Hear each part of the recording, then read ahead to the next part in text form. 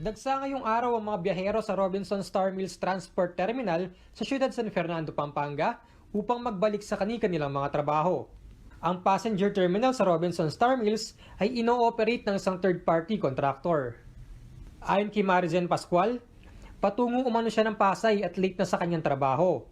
7 a.m. pa lamang umano ay nasa terminal na siya at makalipas ang mahigit 3 oras na paghihintay, hindi pa rin dumarating ang bus na kanilang sasakyan.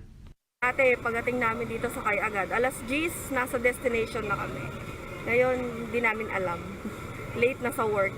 Kwento naman ni Noel Nivera, galing umano siya ng Subic at patungo ng Cubao upang magbalik trabaho.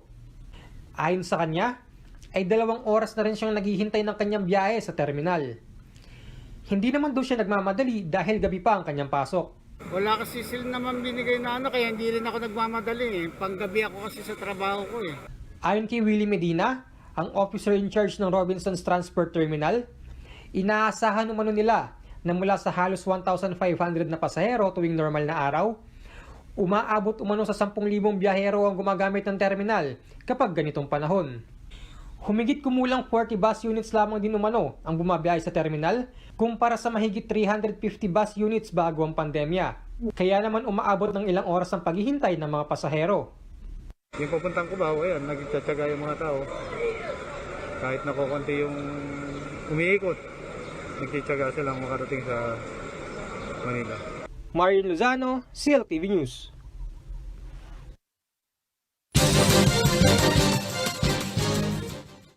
Ayan po mga kaibigan, ang bukha nito po mga transport terminal ho natin kasabay ho nitong pagdagsa ng mga pasahero mga kaibigan. Na, ayan, kung gusto ho ninyong unawaing maigi, ito po nangyayari ngayon kahit paanong mga kaibigan, yung uwian, ikaw na nanonood na pasahero, di ho ba naramdaman din ho ninyo yung kakulangan nito pong mga bus na nauwi ho nitong mga probinsya ho dito sa Central Luzon at dyan ho sa Norte, di ba? Kahit ho yung panayam ko personal di kay Kuyang Elmer Lopez, ito hong General Manager ng Mabalacat City Terminal.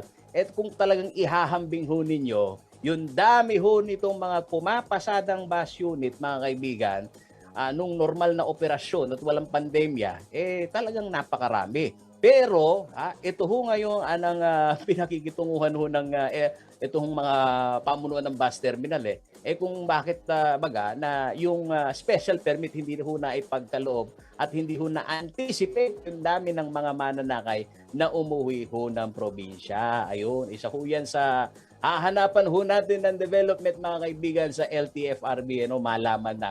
Sa iba pa pong malalaking balitang Central Luzon mga kaibigan, muli na namang nararanasan ito hong pagtaas ng kaso ng COVID-19 dito ho sa probinsya ng Bataan kung saan ho mga kakaibigan mahal na mahal si Henry, itong ating cameraman na nagsimula nitong magtatapos ho itong buwan ng Disyembre, naramdaman ho raw lahat ng bayan at syudad sa lalawigan may naitalang mga bagong kaso.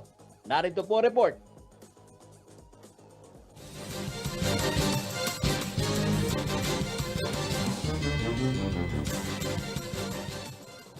Simula nitong December 28, 2021, halos araw-araw na raw nadadagdagan ang bilang ng mga tinatamaan ng COVID-19 disease sa Bataan. Sa pagsisimula ng taong 2022, mula sa 20 kaso, umakyat sa 53 ang bagong kaso sa lalawigan. Base sa ulat ng Provincial Health Office itong Lunes, lahat ng 11 bayan at isang syudad sa Bataan ay balik sa pagkakaroon ng aktibong kaso simula nitong January 1, kung saan ang pinakabagong kaso ay naitala sa Bagak. Ayon sa datos ng PHO, 11 aktibong kaso ang naitala sa Balanga City, 8 sa Limay, 6 sa Mariveles at Dinalupihan. May 5 aktibong kaso rin sa Samal, 4 sa Pilar, 3 sa Abukay, Hermosa at Orani. Naitala rin ang 2 aktibong kaso sa Orion habang may tig-1 aktibong kaso sa Bagak at Morog. Makalipas ang isang araw, 21 bagong kaso ang nadagdag sa listahan. Sa datos ng PHO as of January 2, 2022, nasa 73 ang active cases sa Bataan. 9 sa mga bagong aktibong kaso ay mula sa lungsod ng Balanga, 4 sa Mariveles, 3 sa Limay, may 2 bagong aktibong kaso rin sa Morong at tig-1 bagong kaso sa Hermosa, Orani at Pilar. May isang bagong nakarecover mula sa lungsod ng Balanga. Wala namang naitalang pumanaw mula sa COVID-19 sa lalawigan. Samantala, patuloy ang sinasagawang pagbabakuna sa lalawigan mula sa iba't ibang inoculation sites sa probinsya. Patuloy ring pinaalalahanan ang lahat na palaging maghugas ng kamay, magsuot ng face mask at face shield at obserbahan ang physical distancing. Jennifer Salenga, CLTV News. Ayan po mga kaibigan, ang mainit na balita mula ho dyan sa lalawigan ng Bataan. At dumako naman ho tayo mga kaibigan. 7 po ang probinsya dito sa Central Luzon at yan ho ang binabantayan ho namin dito sa CLTV. Ito hong area naman ho ng Bulacan. Isinailalim na ho sa Alert Level 3. Ito hong ating pong lugar na kung saan, napakaganda rin ho nitong mga pasyalan ho dito ito hong paglimita sa galaw ho ng mga mamamayan dito at gayon na rin yung mga local tourists. Naku mga kaibigan, dapat ho ninyong malaman itong balitang ito. Kasunod ho kasi ng pagtaas ng kaso ng COVID-19 infection dito ho sa ating bansa. At alam niyo naman ho, tawiran lang yung NCR diyan ho sa lalawigan ng Bulacan. Ayan, tawiran lang kapag diyan ka na sa area ng San Jose del Monte, Bulacan. Malapit na dyan, tagusan na dyan sa Tala, Caloocan, at dyan naman sa Quezon City. Naku mga kaibigan, ano kaya ang mga dahilan ho dito ho sa sa ilalim sa Alert Level 3? Ito ho, tunghayan ho ninyo.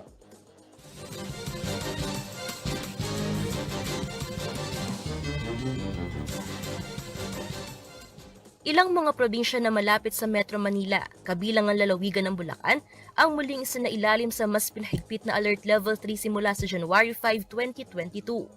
Ito ang inanunsyo ni Acting Presidential Spokesperson at Cabinet Secretary Carlo Nograles kasunod ng muling pagtaas ng COVID-19 infections sa bansa.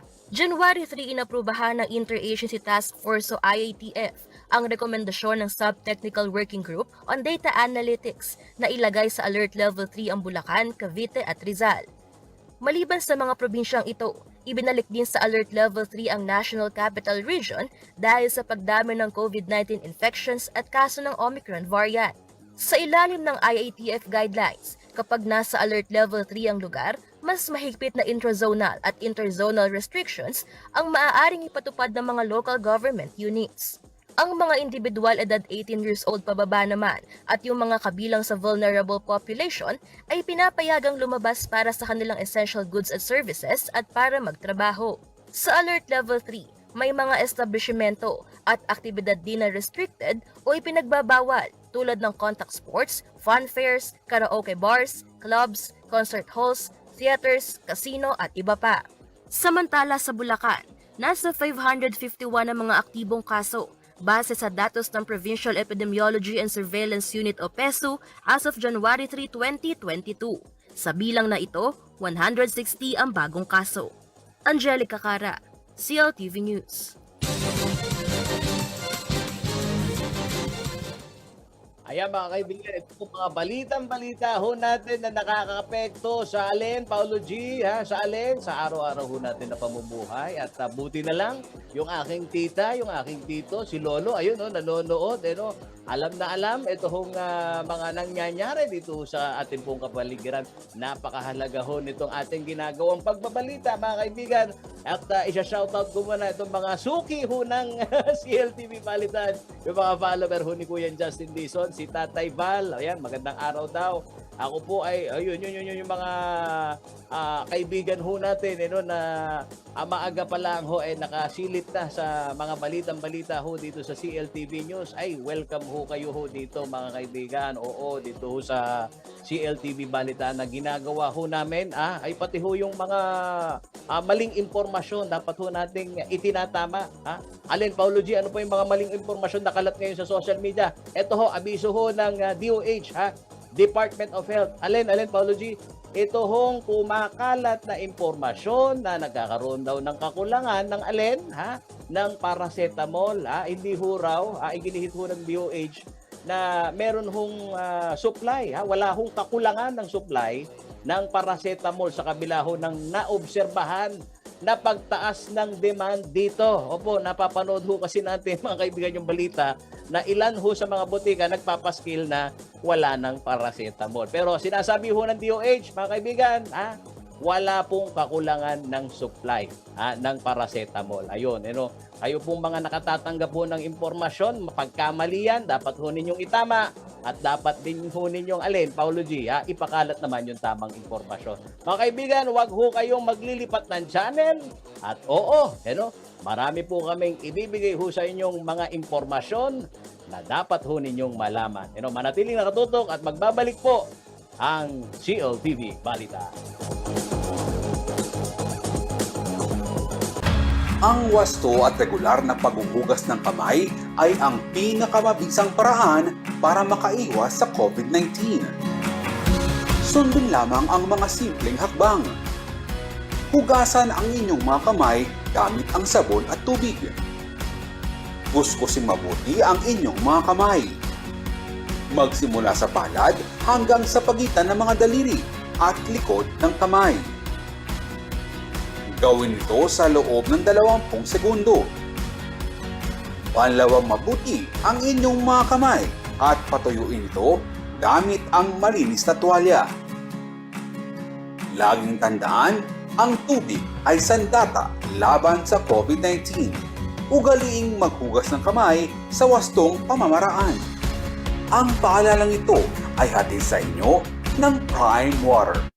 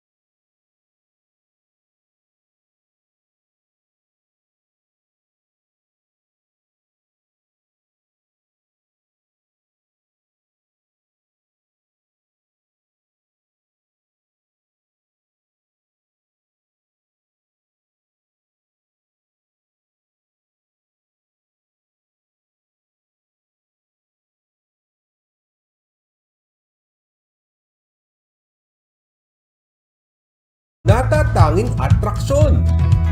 Numero 1 rin ito sa makulay at mayamang kultura na makikita sa mga pagdiriwang, pagkain at sining.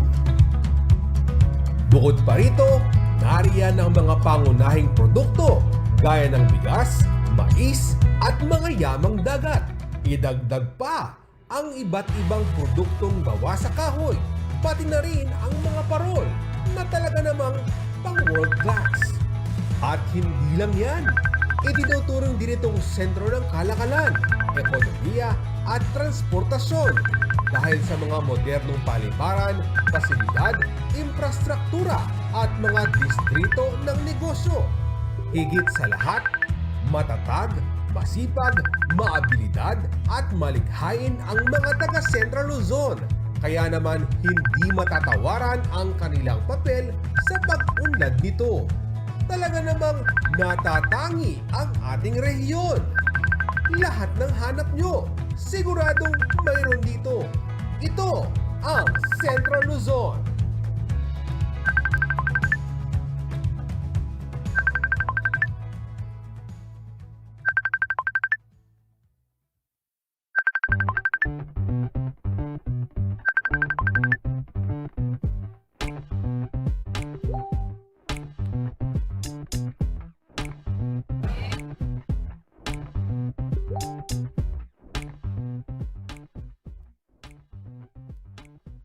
Nagpapasalamat nga ako, na-appreciate yung mga painting ko. Kaya tuwan-tuwa ako nung binigyan pansin ng Laos Group of Companies yung paintings ko. Kaya masaya ako, dito ko siya na-launch sa Car World Mitsubishi San Fernando.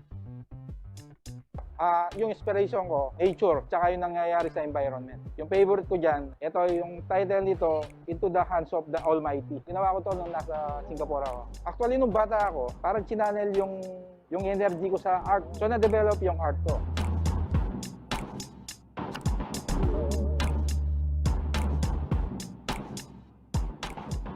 Gustong makapag-exhibit kasi napakadalang para mabigyan sila ng opportunity para makapag-show o makapag-exhibit sa mga ganitong klaseng event. Parang poverty yung concept ko. Tsaka yung parang nakikita ko lang sa kahit saan, parang ginagawan ko lang sila ng concept. Sa dami na nagawa kong works, parang itong tatlo na lang yung nag-stay sa akin kami.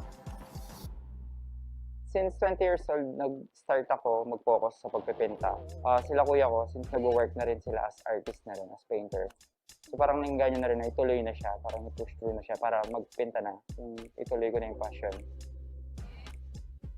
Maraming salamat sa Laos Group of Companies sa pagbibigay sa amin ng lugar para sa mga artist school namin. Tsaka hindi lang sa amin, kundi pati doon sa mga bago din na artist na gusto ring makita yung works nila, makita ng ibang tao.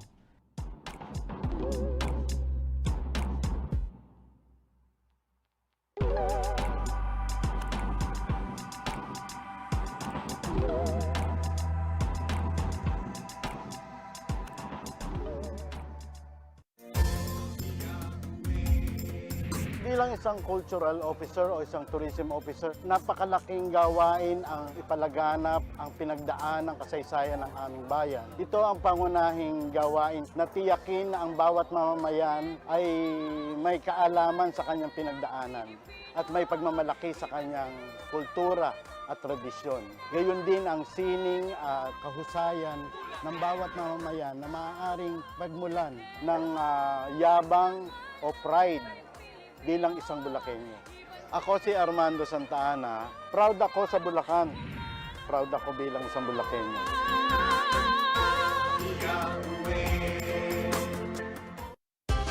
Dispongaldo Kabalen. Malyari mo na lang albendeng paborito mong programa kening CLTV 36 uli da rin kay katamong cable partners. King ACCTN, King Analog Channel 75 at King Digital Channel 71. King Brandcom CATV Network Corporation, King Analog Channel 24. King Broad Cable Communications Incorporated, King Analog Channel 36. King Datelsat Cable TV Network naman, King Karelang Analog Channel 41. King Satellite Cable Network, King Analog Channel 52 at King Digital Channel 76. Ken naman Central Luzon Cable Television Network, Mayalbeta mo, King Analog Channel 66. King Satlink Cable TV System, King Analog Channel 49. Kakaluguran, Mantabe na Kakeni. Take full advantage of the power of TV and digital media when you advertise with CLTV.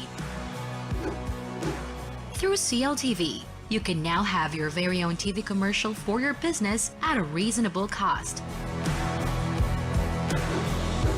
And not only is your business authenticated by a reliable and trusted TV station,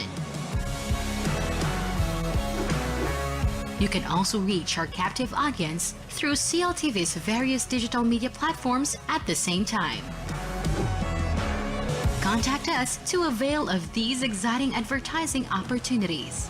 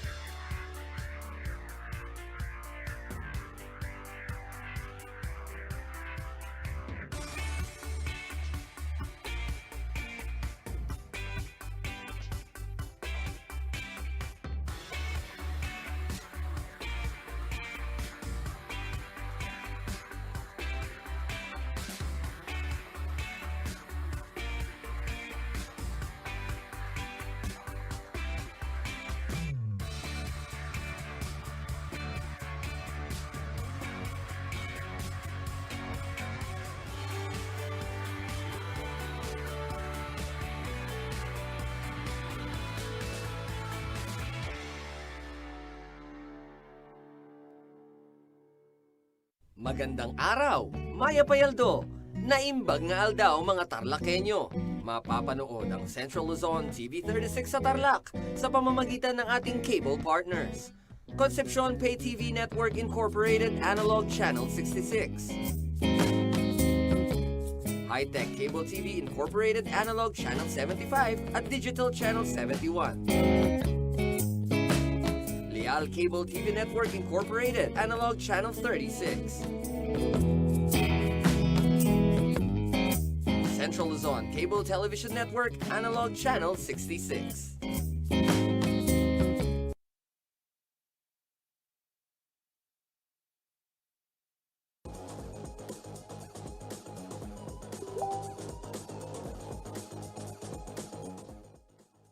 Nagbabalik po kayo mga kaibigan at inyong natutunghayan ang ating pong CLTV Balitaan. Mga kaibigan, kayo po mga nanonood dyan ho sa inyong mga television. Opo, sa lahat ho ng mga cable partners ng CLTV News. Napapanood ho kami ng nationwide at worldwide naman ho sa ating pong streaming sa social media. Kumusta na po kayo mga kabalen? Opo, kayo pong taga Central Luzon at kayo hong mga nahahagip ng aming pong broadcast ngayong yung mga kaibigan ho natin na nakikibalita dito ho sa nagiging sitwasyon dito ho sa culinary capital. Opo, basta Kapampangan manyaman magluto pero ngayon pong panahon na ini na nakikita ho natin yung COVID surge sa NCR at pinaghahandahan na nga ho mga kaibigan ito pong provincial government ng Pampanga. Ito hong posibleng epekto ho nito. Pero bago po yan mga kaibigan, di ho ba kahapon, ini-report ko ho itong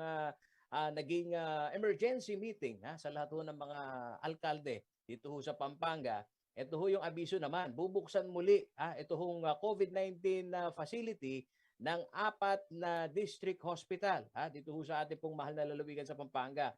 Ito yung napagkasunduan umano nito pong mga chief of hospital dito ho sa Pampanga at utos na rin ho ni Governor Dennis Delta Pineda at ilan ho dito sa mga rekomendasyon na rin ng Medical Society na nakikita-kita ho mga kaibigan ito hong posibleng maging implikasyon dito pong COVID surge na napapanood na ho natin at huwag naman sanang mangyari pa dito ho sa karatig probinsya ng National Capital Region. Panoorin ho ninyo itong balitang ito.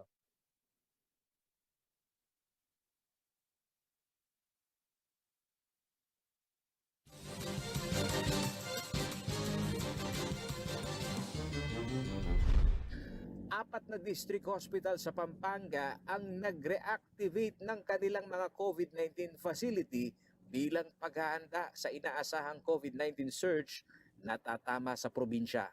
Ayon kay Dr. Flor Sapanta, ang Chief ng Pampanga COVID-19 Center at Chief of Hospital ng Diosdado P. Macapagal Memorial Hospital, hindi lamang ang kanilang pasilidad ang bubuksan, kundi ang 3 pang malalaking district hospital sa Pampanga. Ito ang Romana Pangan District Hospital sa Florida Blanca, Escolastica Romero District Hospital sa Lubao at ang Jose S. Lapid District Hospital sa Porac. Since we're anticipating an increased number of COVID cases, pinapa-activate po ni Gov yung sa Diosdado na TTMF which can accommodate 48 COVID confirmed, Romana Pangan 15, ERDH 30, waiting pa ako sa Porac. Ayon kay Dr. Sapanta, matapos ang pagsalubong ng Pasko, kada araw ay may mga COVID-19 patient umano na na-admit sa COVID-19 center sa Diosdado Macapagal Memorial Hospital. Since after ng December 25, we've been getting like 1 to 2 patients, confirmed cases per day. Since December 26 po. Pero mild cases lang sila, kaya na-step down namin agad. Bukod sa reactivation ng mga COVID-19 facility, isa rin umano sa naging agenda ng provincial government ng Pampanga ang pag-iimbentaryo ng gamot para sa mga COVID-19 patient at ang bilang ng mga medical frontliner na nakatalaga sa lahat ng COVID-19 ward sa mga district hospital. Samantala, sa hiwalay na impormasyon ay pinagkaloob ni Dr. Zenon Ponce, ang officer in charge ng Provincial Health Office ng Pampanga, bahagi rin ng emergency meeting ay ang pagkuha ng consensus ng Pampanga Mayor sa magiging estado ng quarantine restriction sa Pampanga. Ramdaman na tapos may konting cases na tayo ngayon, baka dadami. Kaya ang ginawa ni Gov, miniting kami ngayon, miniting din ng mga mayors para at least ang importante ang prevention, di ba? Ayon kay Dr. Ponce, hindi lahat ng mga nagpositibo sa Pampanga ay masasabing local transmission. Mayorya ng 181 active case umano as of June 2, 2022 ay mga returning OFW. Hindi, yung mga nasa isolation yan, yung galing ng abroad yan. Itong 181 galing ng abroad. Oo, halos galing ng abroad yan. Samantala, inaasahan naman daw na maglalabas ng bagong guidelines ang provincial government ng Pampanga matapos ang pakikipagpulong sa mga local chief executive upang mapigilan ang posibleng pagkalat ng COVID-19 Omicron variant na unang naitala sa Bicol at Metro Manila. Paulo G. Santos, CLTV News.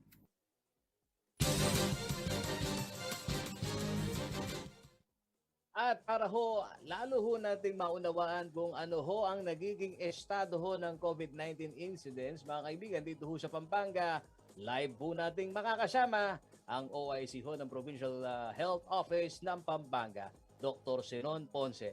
Doc, unang concern ng ating pong mga taga-subaybay, lalo-lalo na po yung mga kabalin natin, yung COVID surge na kung tawagin, yung pinangangambahan na mangyari sa atin yung nangyayari dyan sa NCR. Huwag naman sana. Ano ba yung basihan ninyo para sabihin na nakikita na ninyo yung COVID-19 surge sa isa munisipalidad o syudad? Ano yung mga pamantayan natin, Doc? Unang-una po, magandang hapon po o magandang araw po sa ating lahat po. Sana po nasa mabuting kalagayan po tayo lahat at ligtas po sa inaabangan po nila o sinasabi ng baka magkaroon po tayo ng surge sa COVID po. Sana po maging ligtas po ang ating bayan at magiging free. As usual po, kapuka po ng nakalipas na 2 buwan, sana po halos wala na tayong cases. Ang nakakalungkot lang po dahil alam niyo naman po, nagkaroon po tayo ng holiday po ngayong nakaraang taon po, yung linggo po ng December. Siyempre po, marami pong nagkaipon-ipon, yung mga relatives po sa iba-ibang lugar, nagkita-kita po. Kaya nagkaroon po ng mabilis transmission po ng mga COVID po. Alam niyo na po ang nangyari po. Pero so far po dito sa Pampanga naman po, konti pa lang po mga cases. At yung mga ibang na-confirm po, yung mga dahil nga meron po tayong international airport dito sa Pampanga, yung nasa isolation facilities po natin, mga travelers po yan, galing po ng iba-ibang bansa at hindi naman po sila tiga Pampanga. Tiga ibabang probinsya po dito sa Pilipinas. Kaya lang po dahil meron po silang nakasama, kaya po yung iba doon, in-isolate na po, nilagay na po sa isolation facilities po natin dito. Doc, sa available mo na data na hawak mo ngayon, ano yung pinaka-latest na nakikita nating numero, bagong kaso, dito sa probinsya ng Pampanga? Ayon po sa dashboard po kahapon, ang buong Pampanga, meron pong mga 18 na nag-positive po kahapon. Sa mga highly urbanized area po, yung ang pinakamarami. Alright. Tapos nung January 2 po, Benisa, nung January 1st po, isyam naman. Yun po ang mga active cases po natin so far dito sa Pampanga. Ito bang mga nagpo-positibong ito? Meron kasi kayong binabanggit na yung kabuuan nitong 181, nitong January 2, hindi naman lahat yan local transmission kanyo. Pati yung Hindi po, ang kabuuan po natin dito sa Pampanga, wala naman pong 180, lang po. Active case, I mean. Yung mga active case po sa Pampanga, wala naman pong 50, 50 po, wala naman pong 5 po. Okay. Pasok na po, wala naman po. Okay. Sa sitwasyon po ngayon, ito pong mga nakikita po nating paglaki ng bilang kasi gaya ng binabanggit nyo sa mga nakalipas na panahon, good news lagi tayo, 0 case, sa sa ating namomonitor. Pero kailan nyo pa nakita yung pagsipa nitong bilang ho ng numero na tinatamaan ho ng COVID-19 sa ating pong Ngayon lang pa lang po, ngayong bagong taon lang po, ngayong last week of December po, December 30, December 31, hanggang kahapon po. Doc, ano ho ba yung pamantayan ho natin para sabihin natin may surge na? Ito nga ho, yung sinasabi niyo ho sa akin na double digit na ngayon. Kailan ho natin pwedeng sabihin na may surge na dito sa Pampanga? Ano hong numero yon? Pag masasabi po natin na may surge na yung halos lahat po ng bahay nagkakaroon po ng positive daily po. Kaya sa isang street po, hindi lang isa o dalawa, sa isang street po, mayroong 4 o 5 po. Yung halos lahat po ng bayan, kung more than half of the town of Pampanga po, mayroon po silang mga positive cases. At Yun po ang pwede natin. how about in numbers, Doc? Pagka nag 3 digit, 100, ganun. Ano po, pagka mga 100 po, 3 digits po. So far, Doc, tinitignan nyo rin ho ba itong ina-anticipate nyo na rin ho ba itong posibleng maging epekto ho nito hong nakikita naman ho na surge sa NCR, dahil kahit ho nung kahigpitan pa po ng lockdown, isa ho yan sa napag-uusapan nito pong mga miyembro ho ng Pampanga Mayor's League, kung paano ho maiaawat yung po mga nagtatrabaho na uwian ho ang nangyayari. So far ho, dito ho sa mga nagpo-positibo, sa anong hanay ho sila? Sila ho ba'y mga essential workers? Sila ho ba'y pamilya? Saan ho sila nahahanay? Ay, iba-ibang po, may essential workers, meron pong kadalasan po yung mga unvaccinated po. So, kadalasan unvaccinated pa itong mga naitatala ho ninyong nagpa-positive. Ito huling araw nito pong Disyembre. Opo, kaya nga po pinapanatawagan ko po na yung mga hindi pa po nabakuna, magpabakuna na po. Kahit po sa tingin po natin, yung Omicron ay mild cases lang po, dapat magpabakuna po para hindi po tayo matapuan ng COVID na Omicron variant. Doc, naunawa naman natin na itong selebrasyon ng holiday season, ang dami dyan nag-gathering, nagkasiyahan, nagkaumpukan, at doon ho sa panawagan ho ng DOH na kung maaari, ipatupad pa rin yung minimum health standard. Dito ho sa nakikita ho ninyong transmission, ano hong pinakarason? Alam nyo naman po ang Omicron na mabilis po ang pagkalat nito, ang pag-spread. Kaya po ang pinakamaganda nga po, yung kung di po kinakailangan lalabas, wag po tayong lalabas ng bahay. Alright, pero wala pa rin, for the record, wala pa ho kayong reported na dito sa mga nagpositibo nakuhanan ng sampling at lumabas ho dito sa Philippine Genome Center na meron ho tayong confirm dito sa probinsya. Wala pa naman po. Wala pa naman po. Okay. Dito ho sa nabuksan ho na paghahanda ho at sinasabi nga ho ni Governor Dennis Delta Pineda, i-reactivate ito hong mga hospital facility, district hospital. Pagka ho ni-reactivate, ano hong ibig sabihin ho nito? Kasi ito hong ating mga kababayan, isa rin ho sa itindihin ho nila kapag meron ding hong medical condition na pinangangambahan na, ay may COVID facility dyan, baka mahawa ako. Kumusta ba yung setup po ngayon? May pag-iibayo ho ba kayong ginawa? Sakali hong ma-reactivate ito hong mga hospital facility ho natin na meant for COVID patient. Alam niyo po, dahil anong nakaroon pong nakalipas na buwan, nung pong August, September po, nung nagkaroon po tayo ng surge ready na po tayo ngayon. Dahil nga activated po noon yung mga district hospital po natin, pati po moderate, minamanisa natin. Kaya yung mga medical staff po natin, medyo expert na po sila pagdating po sa pagmamanis. Kaya pong pag-reactivate po ngayon, madali yan na po sa amin. Madali na dahil nga po medyo may konting may nalalaman na po at expert na po yung mga staff po natin, mga doctors po, yung mga nurses, at yung ibang medical allied professions po, ready na po kung sakali man magkaroon po ng surge dito sa bansa. Doc, napakahalaga din po malaman ng ating po mga kabalin ngayon no? Kung ano ho yung magiging hakbang ho ng provincial government na paghihigpit ng quarantine restriction. Pero just to give us an update, Doc, ano ho ba ang estado ho ng vaccination rate ho natin dito sa Pampanga? Kumusta po? Overall. So far naman po, ang fully vaccinated po, halos malapit na tayo sa 70% po sa fully vaccinated po.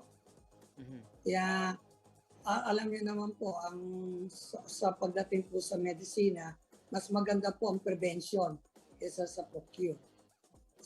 Kaya nga po, mas maganda po kung nag-handa po tayo or para maiwasan po natin magkaroon po ng sakit. Hindi lang po dito sa COVID, lahat po ng klase ng sakit. Para mag-protect, hindi lang po protection, kailangan po ang prevention. Para magkaroon po tayo ng prevention, unang-una po yung bakuna. Pangalawa po yung minimum health protocols na palagi po natin sinasabi na pagsuot po ng face mask, kung pwede po ngayon, pati po face shield na, sa frequent hand washing po. Sinasabi mong doon sa sinasabi mong malapit doon sa 70%, any estimate, any figure na doon sa katumbas ng malapit sa 70%, no? Gaano kalaking populasyon yung sinasabi mong malapit sa 70% na herd immunity ho ngayon? Gaano na ho kalaki yung nabakunahan ho natin sa Pampanga? Based po sa dashboard po noong December 30, 69.62% na po ang fully vaccinated sa target population po ng Pampanga.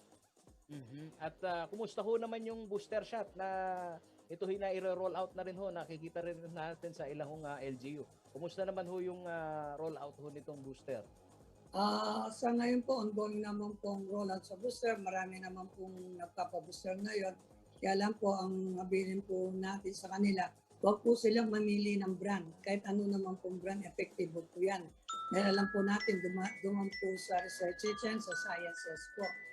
Kaya kahit ano pong brand, bago po nilabas ng FDA yan, ano na po yan, duman na sa maraming pagsusuri po, pagtitest. Kaya huwag po kayong mag-alala kahit anong pong brand, basta importante po magkaroon po tayo ng bakuna at saka booster shot po. Ano po nararapat tayo sa inyo. Yeah. Doc, maisingit ko na rin ang primary concern din ng ating mga kababayan kapag meron ho kaming nakakapanayam na tulad ho ninyo na pinuno ho ng health office sa kada probinsya, yun hong estado din naman ho nitong bilang ho ng mga frontliner, medical frontliner ho natin. Kumusta po yung paghahanda ho ninyo?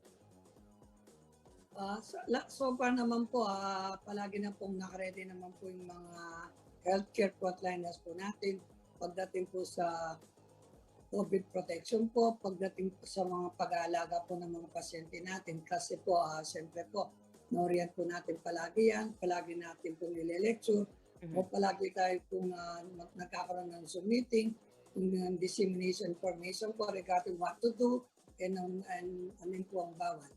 Wala pa naman reported ho sa inyo na nahahawaan ng COVID-19 na medical frontliner natin. Kasi sa NCR, naibabalita din ho ngayon na tinatamaan yung mga medical frontliner ho nila. Ayon po sa mga data po natin, wala pa po dito sa Pampanga. Even sa JBL po, wala pa tayong mapapalitan po sa regions.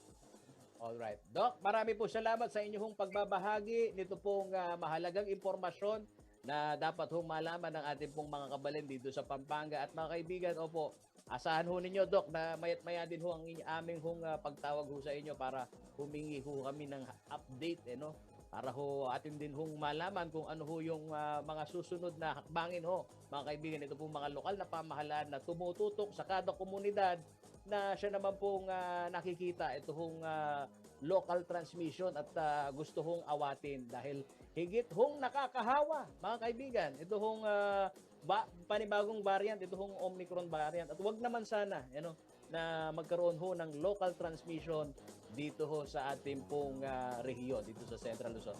Maraming salamat, Dr. Zenon Ponce. Mga kaibigan, magbabalik po ang CLTV Balitaan.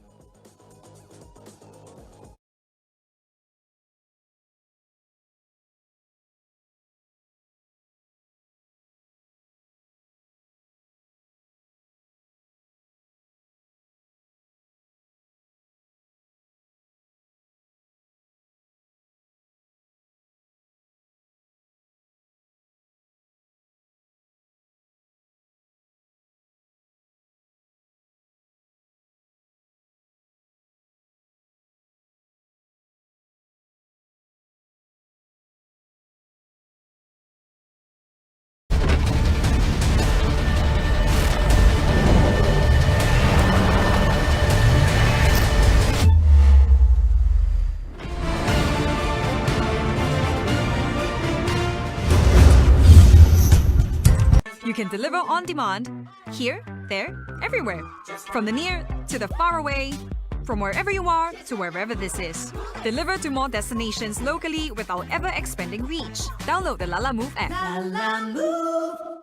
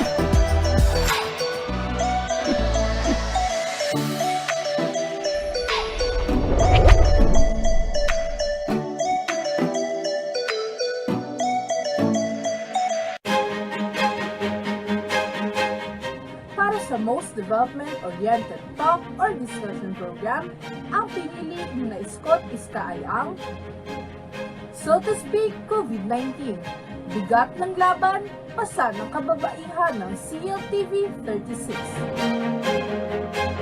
Nais naming pasalamatan ang mga bumubuo ng UPLB Gandingan sa katatalang iginawat ninyo sa aming programang So to Speak.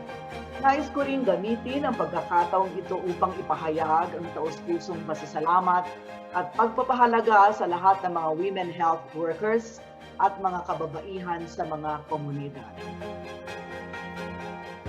Mula sa pangangalaga sa kanilang mga pamilya hanggang sa pangunguna sa iba't ibang larangan, hindi matatawaran ang serbisyo at sakripisyo ng mga kababaihan sa pagsugpo sa pandemyang ito at pagharap sa mga hamon ng maling pamamahala.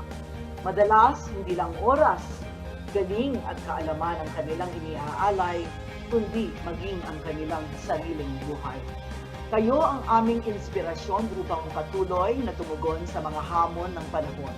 Makakaasa kayo ng CLTV 36 ay patuloy na magiging tulay upang maiparinig ang saloobin ng taong bayan, lalo na yung mga walang boses sa ating lipunan.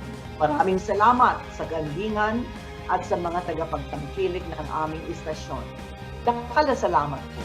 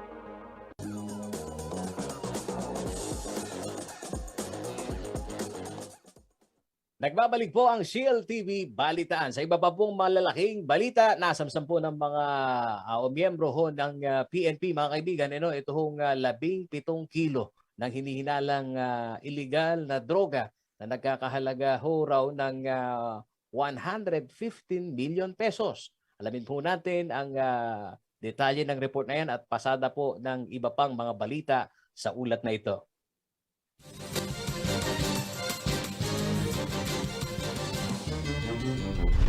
Arestado ang isang lalaki nitong December 29 sa isinagawang drug buy-bust operation ng PNP Drug Enforcement Group sa Barangay Lagundi, Mexico, Pampanga. Nasabad sa suspect ang 17 kilo ng pinaghihinala ang shabu na tinatayang nagkakahalaga ng 115 million pesos. Kinilala ang suspect na si Muslimin Muhammad Salim, 29 years old, na residente ng Roldan Street, Lower Bikutan, Taguig City. Nasamsam din mula sa suspect ang 2 tig-1,000 marked money at isang sedan Nissan GX na may plakang NGQ 939. Nasa kote rin ng isang lalaki sa isinagawang buy-bust operation ng Station Drug Enforcement Unit ng Hagonoy sa Barangay San Isidro, Hagonoy, Bulacan. Na-recover mula sa suspect ang 5 sachet ng shabu at buy-bust money.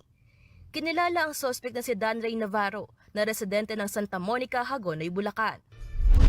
3 lalaki naman ang nahuli sa isinagawang illegal gambling operation ng Balagtas Municipal Police Station. Nahuli ang mga suspect sa akto na nagsasagawa ng illegal na sabong. Nakumpiska sa mga suspect ang mga manok panabong, tari at bet money. Ang mga suspect ay pawang mga residente ng Santol, Balagtas, Bulacan. Angelica Cara, CLTV News. Samantala, mga kaibigan, ilan rin ho dito sa ating pong binabantay na balita, mga kaibigan, mga karehiyon, kayo po ba ay may goal sa 2022? Ang tinatawag ho nating New Year's Resolution, abay usong-uso ho yan, mga kaibigan. Itong ilan po nating mga kabalen ay game na nag-share sa kanila hong goal ngayong bagong taon. Ano kaya ito? Pakinggan po natin sa ulat na ito.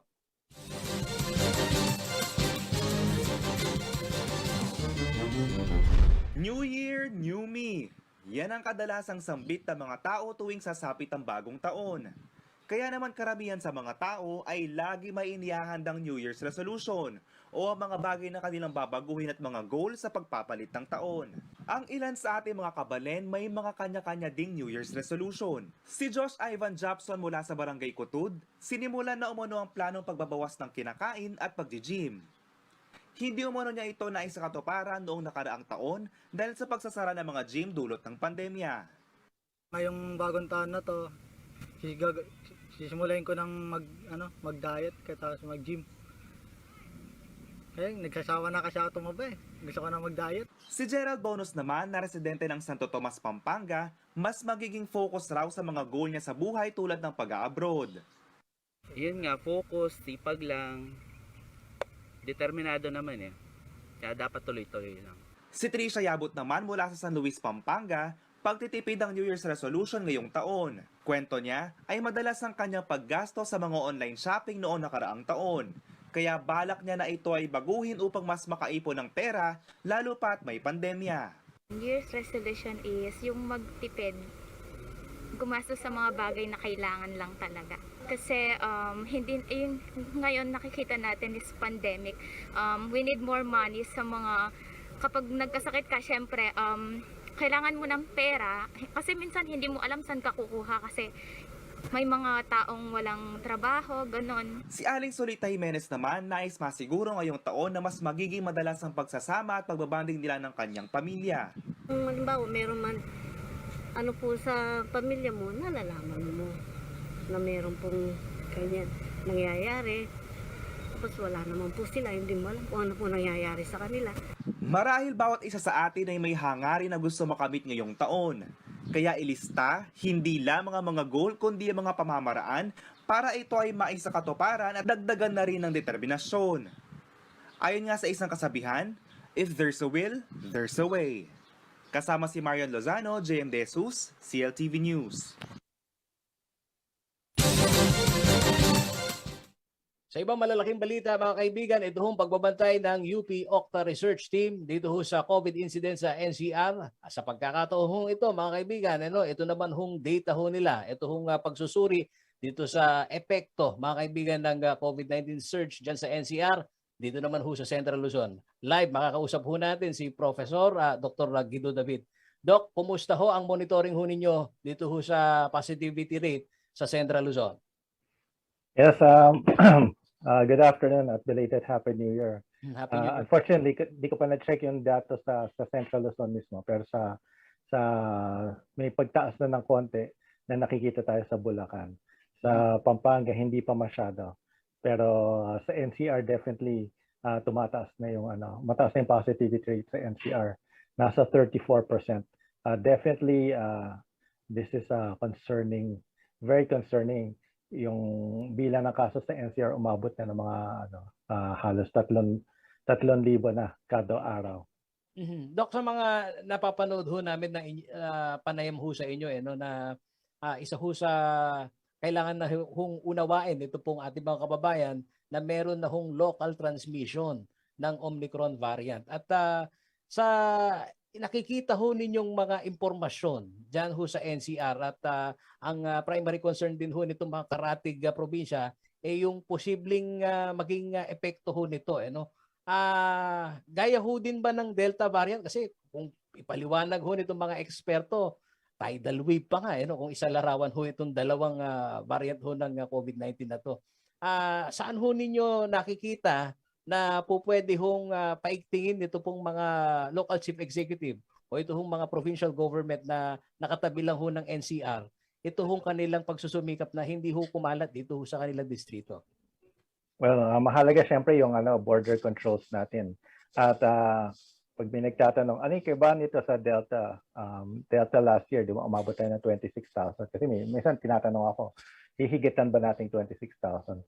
Posible yan. Kaya lang, ang kaibahan ay tulad ng March ng last year, yung surge primarily nangyayari ngayon sa NCR Plus. Kasama na dyan yung Bulacan, Cavite, Rizal, Laguna.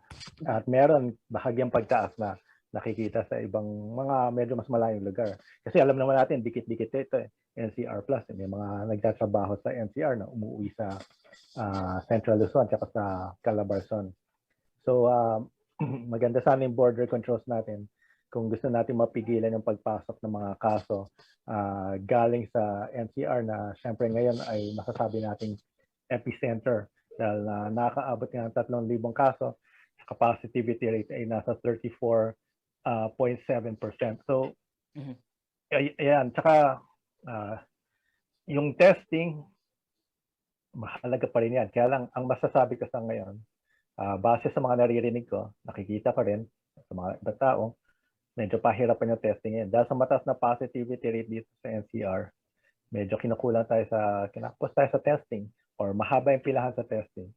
So, ang panawagan ko sana, personal responsibility sa mga kababayan natin. Kasi hindi natin, kailangan natin ng tulong ng national, ng local government. Pero sa ngayon, personal responsibility sa palagay ko. Kasi we have to help each other.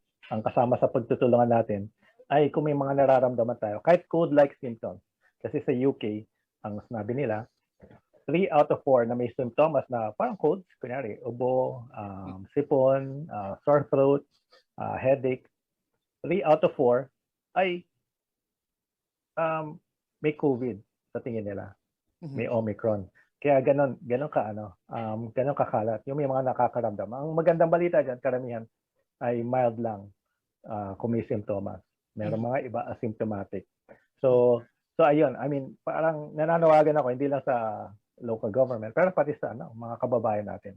Sumunod tayo sa mga public health standards at pagtulong-tulungan tayo. At ito pala, yung positivity rate, tumataas na rin pala sa Pampanga. Yung single day positivity rate ay nasa 15% na kahapon.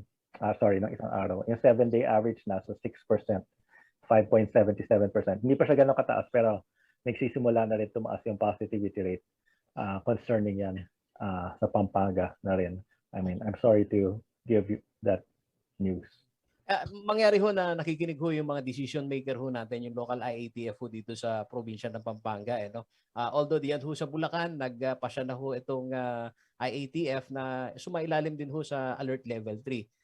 How about Pampanga, Doc? Ayan nga, yung mga figure na nakita ho ninyo at sinasabi ho ninyo sa amin, pwede na rin ho ba nating mairekomenda sa local IATF ng probinsya na kailangan na rin maghigpit talaga ng border? Samantalang dito ho sa Angeles City, meron na rin hong mga polisiya, restriction, gaya ho ng no vaccine card, no entry ang pinatutupad gaya ho dyan sa Metro Manila. Maganda yung polisiya yan, no vaccine, no entry. Pero although nagsisimula pa lang tumaas yung positivity rate, ako, ang palagay ko, huwag na natin hintayin eh. I mean, pwedeng gumawa na tayo ng preparation. Yun nga, border controls,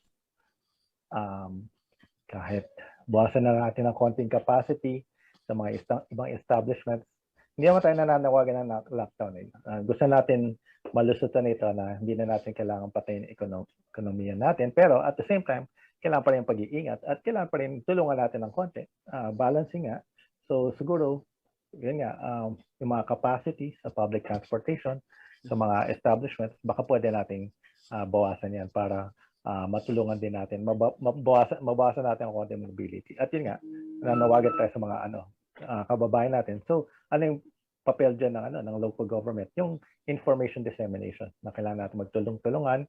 Merong virus na kumakalat, huwag tayong pasaway, sumunod tayo sa mga protocols, at personal responsibility. Kung may nararamdaman tayo, huwag na natin hintayin yung test result kasi pwedeng matagal natin makuha yung test result. Baka sa Pampanga, hindi pa naman na-overwhelm yung testing centers. Pero sa Metro Manila, definitely, medyo nararamdaman na yung bigat ng pagpapatesting na napakarami ang mga kababayan natin nagpapatesting. Yung iba, hindi na nagpapatesting, nag-home quarantine, okay lang yan. Kung may nararamdaman, mag-home quarantine na tayo. Huwag na tayong lumabas masyado.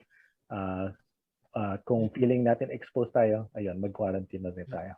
Panghuli, Doc, ito ho bang mukha ng NCR na wag naman sana maging mukha din ho nitong mga karatig lalawigan? Yan ho kasi ang kinakatakot nitong mga local chief executive. Pero dyan ho sa figure ho ninyo na nakikita na meron hong paglaki ng bilang ho nitong mga tinatamaan ng COVID-19 ngayon, anong sektor? Saan ho? Hindi ko pa basta sagot yan sa ngayon kung saan yung sector specifically. Alam natin nung holidays, marami sa mga social gatherings. Yan yung naririnig ko sa mga doctor na kasama namin. Kasama yung mga bata. So kunyari, party ng 30 people. Isang may dala ng virus, lahat mahahawaan. Parang ganun mabilis At malakas makapanghawa. So halos walang napapatawa dito. So sa mga social gatherings. Pero ngayon, tapos na yung mga party dahil tapos na yung New Year. Pero nakikitaan pa rin natin ang pagdami ng kaso. Ngayon nga, kakatingin ko lang, 5,400 bilang ng kaso ngayong araw sa buong Pilipinas. 5,434. Tumataas yan. Tataas pa yan within the next few days or within the next week. Kaya, ayan, talagang ayun nga. Parang inaani lang ho natin yung mga lumabag sa health and safety protocol dito po mga nakalipas ho na holiday season. Ito ho yung reflection ho nito. Ayun nga pero meron din mga, syempre, pag kunyari may lumabas at nakawaan siya, galing siya sa party or kahit hindi, kahit nakuha niya sa iba, pag uwi niya, pwede niya mahawaan yung mga bata. Lalo na yung mga hindi bakunado. Kasi ang basa natin sa datos sa ibang bansa, mataas pa rin yung protection ng vaccines. Pero kung bakunado ka, wag mong isipin na Superman ka o Superwoman na hindi ka tatablan. Pwede ka pa rin tablan. Pwede ka magdala ng virus. Ang halaga ng bakuna ay mataas yung protection against severe illness. Ibig sabihin, baka hindi ka ma-hospitalize. Hindi ka mahirapang huminga dahil may bakuna ka. Pero yung mga hindi bakunado, mataas pa rin yung risk nila. Ibig sabihin, pag nakakuha sila ng virus, may possibility ma-hospitalize sila. Kaya kailangan talaga ayun nga, pagsunod sa health protocols. Pero, ganun parang kailangan talaga nating Ayun, Doc. Marami po salamat sa inyong pagbahagi ho sa amin ng impormasyon, Doc. Napakahalaga hong malaman ng ating pong mga kababayan dito sa Central Luzon, lalo-lalo na ho yung mga nakatutok sa kanilang telebisyon at social media. Ayan, mga kaibigan, pinapaalalahanan na ho tayo ni Dr. o Professor Guido David, mga kaibigan, na ito hong Omicron variant na ho na yan, na nakita na ho yung local transmission. Doc, saan bang ano yan? Sa bang mga lugar dito sa ating bansa na sinasabi ng DOH na merong posibleng local transmission? Well, sa Metro Manila may high likelihood of local transmission. So Alright. sa Metro Manila yan. Pero nakita na nga siya umabot na nga siya ng Bicol eh. Pero again, yung genome sequencing natin, medyo may delay talaga yan. So hinihintay pa natin yung sunod na batch ng genome sequencing kasi yung huling nakita natin baka mga middle of December pa eh. So itong surge na ito, nangyari ito after Christmas lang. Kaya hinihintay natin yung updated na data. Okay. Marami po salamat, Dr. Guido David, mga kaibigan, ang Senior Research Fellow po ng UP Okta Research Team. Hanggang sa muli po. Mga kaibigan, manatili po kayong nagbabantay sa ating pong balitaan dito ho sa CLTV. Para anytime, anywhere, saan po kayong mapunta ko ng daigdig. Opo, mahalaga pong malaman ho natin kung ano ho ang nagiging takbo ng buhay ng ating pong mga kababayan. Hindi lamang ho dito sa Central Luzon, kundi mga kaibigan dito ho sa ating bansa. Hanggang sa muli, marami po salamat. Sa ngalan po ni Kuya Justin, ako po si Paolo G. Santos. Anytime, anywhere, just true. Hanggang sa muli.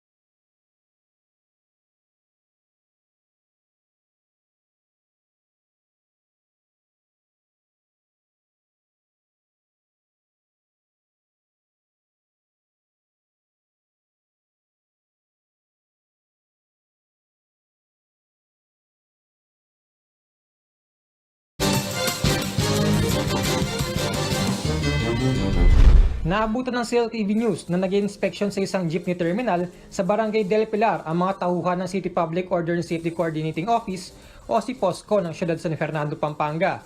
Nag-iikot umano sila sa iba't ibang transport terminal ng syudad upang masiguro na mahigpit na naipatutupad ang mga health protocol gaya ng 70% seating capacity sa mga pampasaherong sasakyan at pag-fill up ng mga pasahero sa contact tracing form lalo pat may banta ng Omicron variant ng COVID-19. Ayon sa ilang pasahero, nababahala sila sa banta ng bagong COVID-19 variant at napansin umano nila na minsan hindi nasusunod ang social distancing sa loob ng mga pampasaherong jeep lalo na nung panahon ng Kapaskuhan.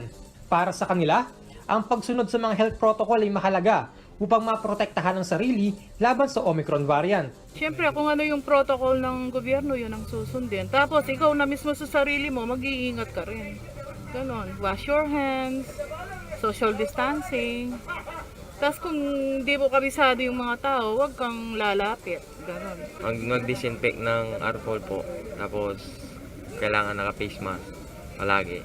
Ngunit ayon naman kay Michael Pingol, ang Vice President ng San Matias Jeepney Operators and Drivers Association, mahigpit nilang ipinatutupad ang mga health protocols mula sa gobyerno upang masiguro na hindi magkakaroon ng hawaan sa loob ng jeep. Pinatutupad namin. Oo. Mahigpit namin, tulad yan, no? Nahigpit ko nga, dahil akong Vice President, pinatutupad namin talaga. Kaya lang, kung minsan di mo iwasan yung tao kung magmamadali, kahit sasabi lang siya, basta makauwi lang maaga, hindi namin maiwasan yun.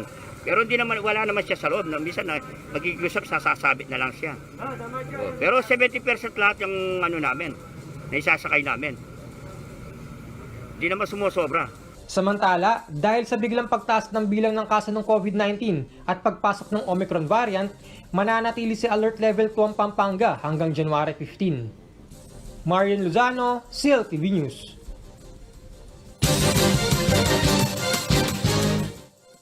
Sa ilalim na sa Alert Level 3 ang lalawigan ng Bulacan. Kasunod dito ng pagtaas ng kaso ng COVID-19 infection sa bansa, lalo na sa Kamayninaan na nakapagtala na ng Omicron transmission.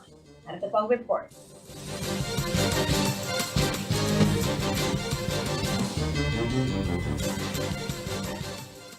Ilang mga probinsya na malapit sa Metro Manila, kabilang ang lalawigan ng Bulacan, ang muling isinailalim sa mas pinahigpit na Alert Level 3 simula sa January 5, 2022. Ito ang inanunsyo ni Acting Presidential Spokesperson at Cabinet Secretary Carlo Nograles kasunod ng muling pagtaas ng COVID-19 infection sa bansa. January 3 inaprubahan ng Interagency Task Force o IATF ang rekomendasyon ng Subtechnical Working Group on Data Analytics na ilagay sa Alert Level 3 ang Bulacan, Cavite at Rizal. Maliban sa mga probinsyang ito, ibinalik din sa Alert Level 3 ang National Capital Region dahil sa pagdami ng COVID-19 infections at kaso ng Omicron variant.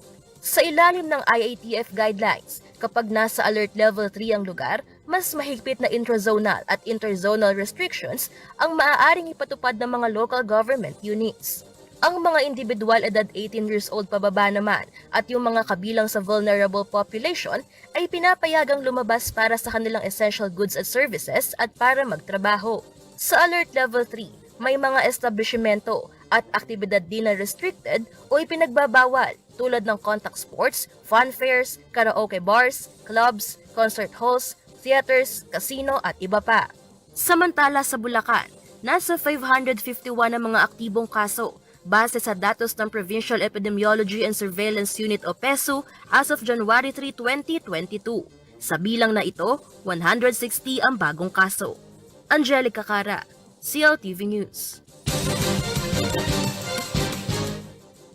Sa pagbabalik ng CLTV News, kaso ng COVID-19 na itala sa lahat ng bayan tulad sa Bataan. COVID-19 facility ng 4 na district hospital sa Pampanga muling bubuksan. At 115 million pesos na halaga ng iligal na droga nasamsam ng kapulisan sa Pampanga. Manatiling nakatutok para sa iba pang mga nangungunang balita ngayong araw.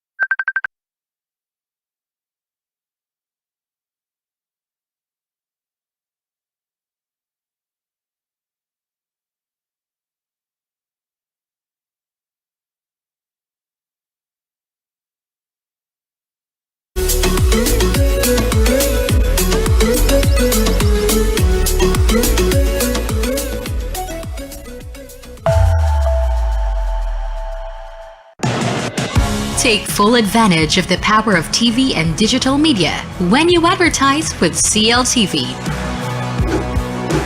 Through CLTV, you can now have your very own TV commercial for your business at a reasonable cost.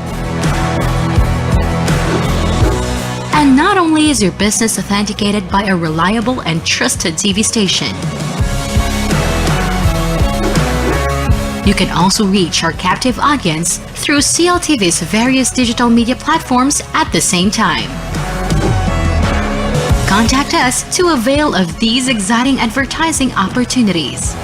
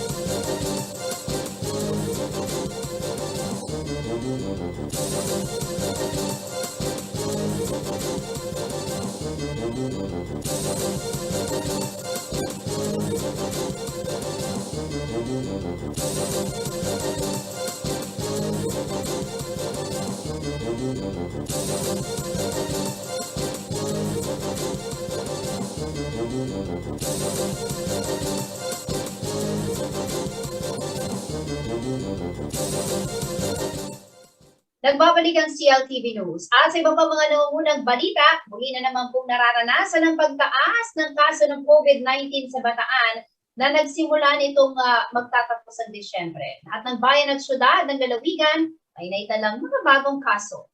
Ang detalye sa report na ito.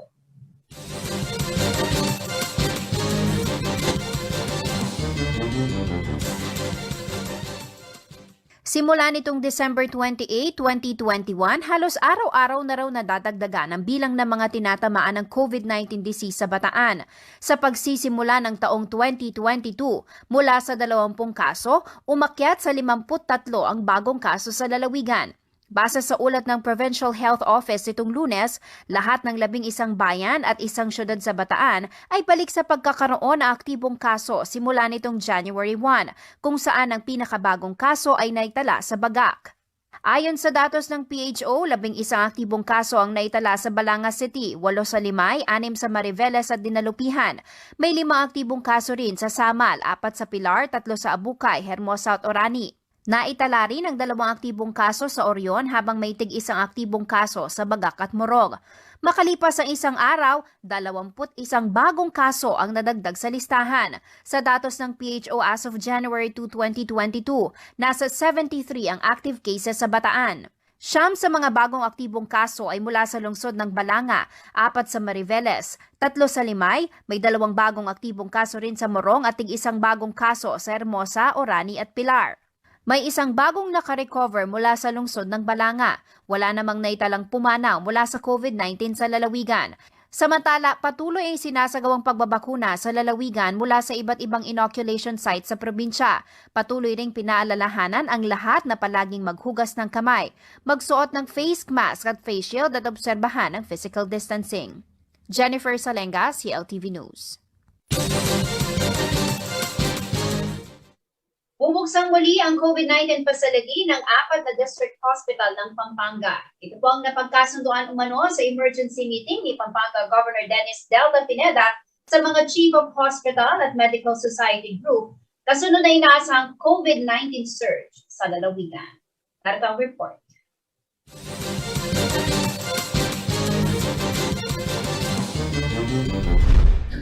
Apat na district hospital sa Pampanga ang nag-reactivate ng kanilang mga COVID-19 facility bilang paghahanda sa inaasahang COVID-19 surge na tatama sa probinsya. Ayon kay Dr. Flor Sapanta, ang Chief ng Pampanga COVID-19 Center at Chief of Hospital ng Diosdado P. Macapagal Memorial Hospital, hindi lamang ang kanilang pasilidad ang bubuksan kundi ang 3 pang malalaking district hospital sa Pampanga. Ito ang Romana Pangan District Hospital sa Florida Blanca, Escolastica Romero District Hospital sa Lubao at ang Jose S. Lapid District Hospital sa Porac. Since we're anticipating an increased number of COVID cases, pinapa-activate po ni Gov yung sa Diosdado na TTMF, which can accommodate 48 COVID confirmed, Romana Pangan 15, ERDH 30, waiting pa ako sa Porac. Ayon kay Dr. Sapanta, matapos ang pagsalubong ng Pasko, kada araw ay may mga COVID-19 patient umano na na-admit sa COVID-19 center sa Diosdado Macapagal Memorial Hospital. Since after ng December 25, we've been getting like 1 to 2 patients, confirmed cases per day. Since December 26 po. Pero mild cases lang sila, kaya na-step down namin agad. Bukod sa reactivation ng mga COVID-19 facility, isa rin umano sa naging agenda ng provincial government ng Pampanga ang pag-iimbentaryo ng gamot para sa mga COVID-19 patient at ang bilang ng mga medical frontliner na nakatalaga sa lahat ng COVID-19 ward sa mga district hospital. Samantala, sa hiwalay na impormasyon ay pinagkaloob ni Dr. Zenon Ponce, ang officer in charge ng Provincial Health Office ng Pampanga. Bahagi rin ng emergency meeting ay ang pagkuha ng konsensus ng Pampanga Mayor sa magiging estado ng quarantine restriction sa Pampanga. Ramdaman na tapos may konting cases na tayo ngayon, baka dadami. Kaya ang ginawa ni Gov, miniting kami ngayon, miniting din ng mga mayors para at least ang importante ang prevention, di ba? Ayon kay Dr. Ponce, hindi lahat ng mga nagpositibo sa Pampanga ay masasabing local transmission. Mayorya ng 181 active case umano as of June 2, 2022 ay mga returning OFW. Hindi, yung mga nasa isolation yan, yung galing ng abroad yan. Itong 181 galing ng abroad? Oo, halos galing ng abroad yan. Samantala, inaasahan naman daw na maglalabas ng bagong guidelines ang provincial government ng Pampanga matapos ang pakikipagpulong sa mga local chief executive upang mapigilan ang posibleng pagkalat ng COVID-19 Omicron variant na unang naitala sa Bicol at Metro Manila. Paulo G. Santos, CLTV News.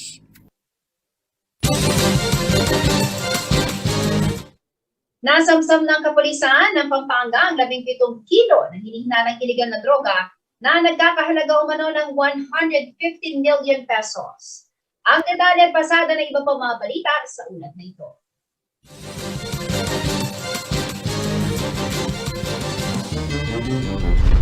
Arestado ang isang lalaki nitong December 29 sa isinagawang drug buy-bust operation ng PNP Drug Enforcement Group sa Barangay Lagundi, Mexico, Pampanga. Nasabad sa suspect ang 17 kilo ng pinaghihinalaang shabu na tinatayang nagkakahalaga ng 115 million pesos. Kinilala ang suspect na si Muslimin Muhammad Salim, 29 years old, na residente ng Roldan Street, Lower Bicutan, Taguig City. Nasamsam din mula sa suspect ang 2 tig-1,000 marked money at isang sedan Nissan GX na may plakang NGQ 939. Nasa kote rin ng isang lalaki sa isinagawang buy-bust operation ng Station Drug Enforcement Unit ng Hagonoy sa Barangay San Isidro, Hagonoy, Bulacan. Na-recover mula sa suspect ang 5 sachet ng shabu at buy-bust money. Kinilala ang suspect na si Dan Ray Navarro na residente ng Santa Monica, Hagonoy, Bulacan. 3 lalaki naman ang nahuli sa isinagawang illegal gambling operation ng Balagtas Municipal Police Station. Nahuli ang mga suspect sa akto na nagsasagawa ng illegal na sabong. Nakumpiska sa mga suspect ang mga manok panabong, tari at bet money. Ang mga suspect ay pawang mga residente ng Santol, Balagtas, Bulacan. Angelica Cara, CLTV News. Sa pagbabalik ng CLTV News, kilalanin si Senatorial Candidate Attorney Hani Roque. Manatili ng katutok at magbabalik ng CLTV.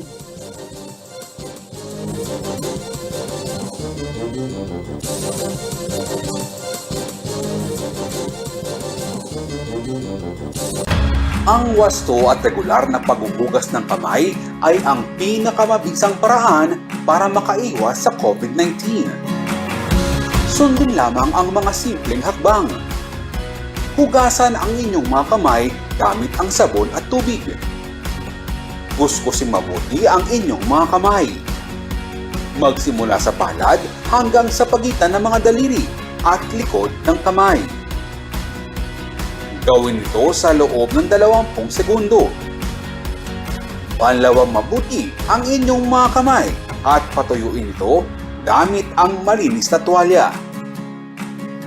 Laging tandaan, ang tubig ay sandata laban sa COVID-19. Ugaliing maghugas ng kamay sa wastong pamamaraan. Ang paalalang ito ay hatid sa inyo ng Prime Water.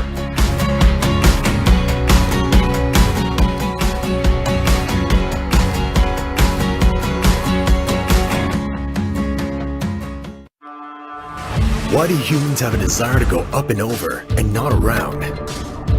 For some, it's not just about going against the tide, but also being over their doubts about the world and knowing that they can make it better. Truth is, we go up and over what's ahead of us so we can overcome the biggest obstacle, ourselves. New Ford Ranger FX4 Max. Live the Ranger life.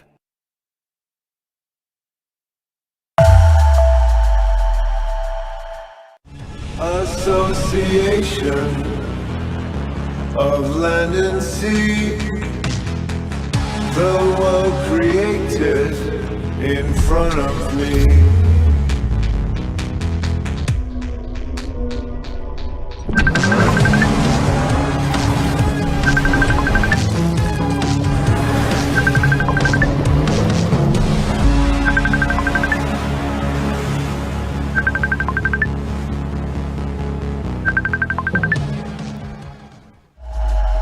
You can deliver on demand, here, there, everywhere.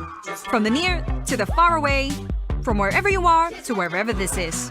Deliver to more destinations locally without ever expanding reach. Download the Lala Move app. In the Philippines, one of the first non-life insurance companies that established its head office outside Metro Manila emerged. Strength, integrity, and with a proven track record of service in the countryside. Join the journey to our third decade. Corporate Guarantee. We value our commitment. Reliable auto service brought closer to you at the Clark Freeport Zone. Laos Auto Services, your professional multi-brand service center, is right in your midst. It offers general jobs for repair and maintenance, body paint and detailing, collision repair and body works. Laos Auto Services at Clark Freeport is backed up by highly trained technicians, specialists in auto paint, detailing, body works and collision repair. Laos Auto Services, your professional multi-brand service center. Open Monday to Saturday from 8:30 a.m. Located along Manuel A. Rojas Highway, Clark Freeport Zone. For inquiries, contact 045-499-8080 or 0908-819-8080.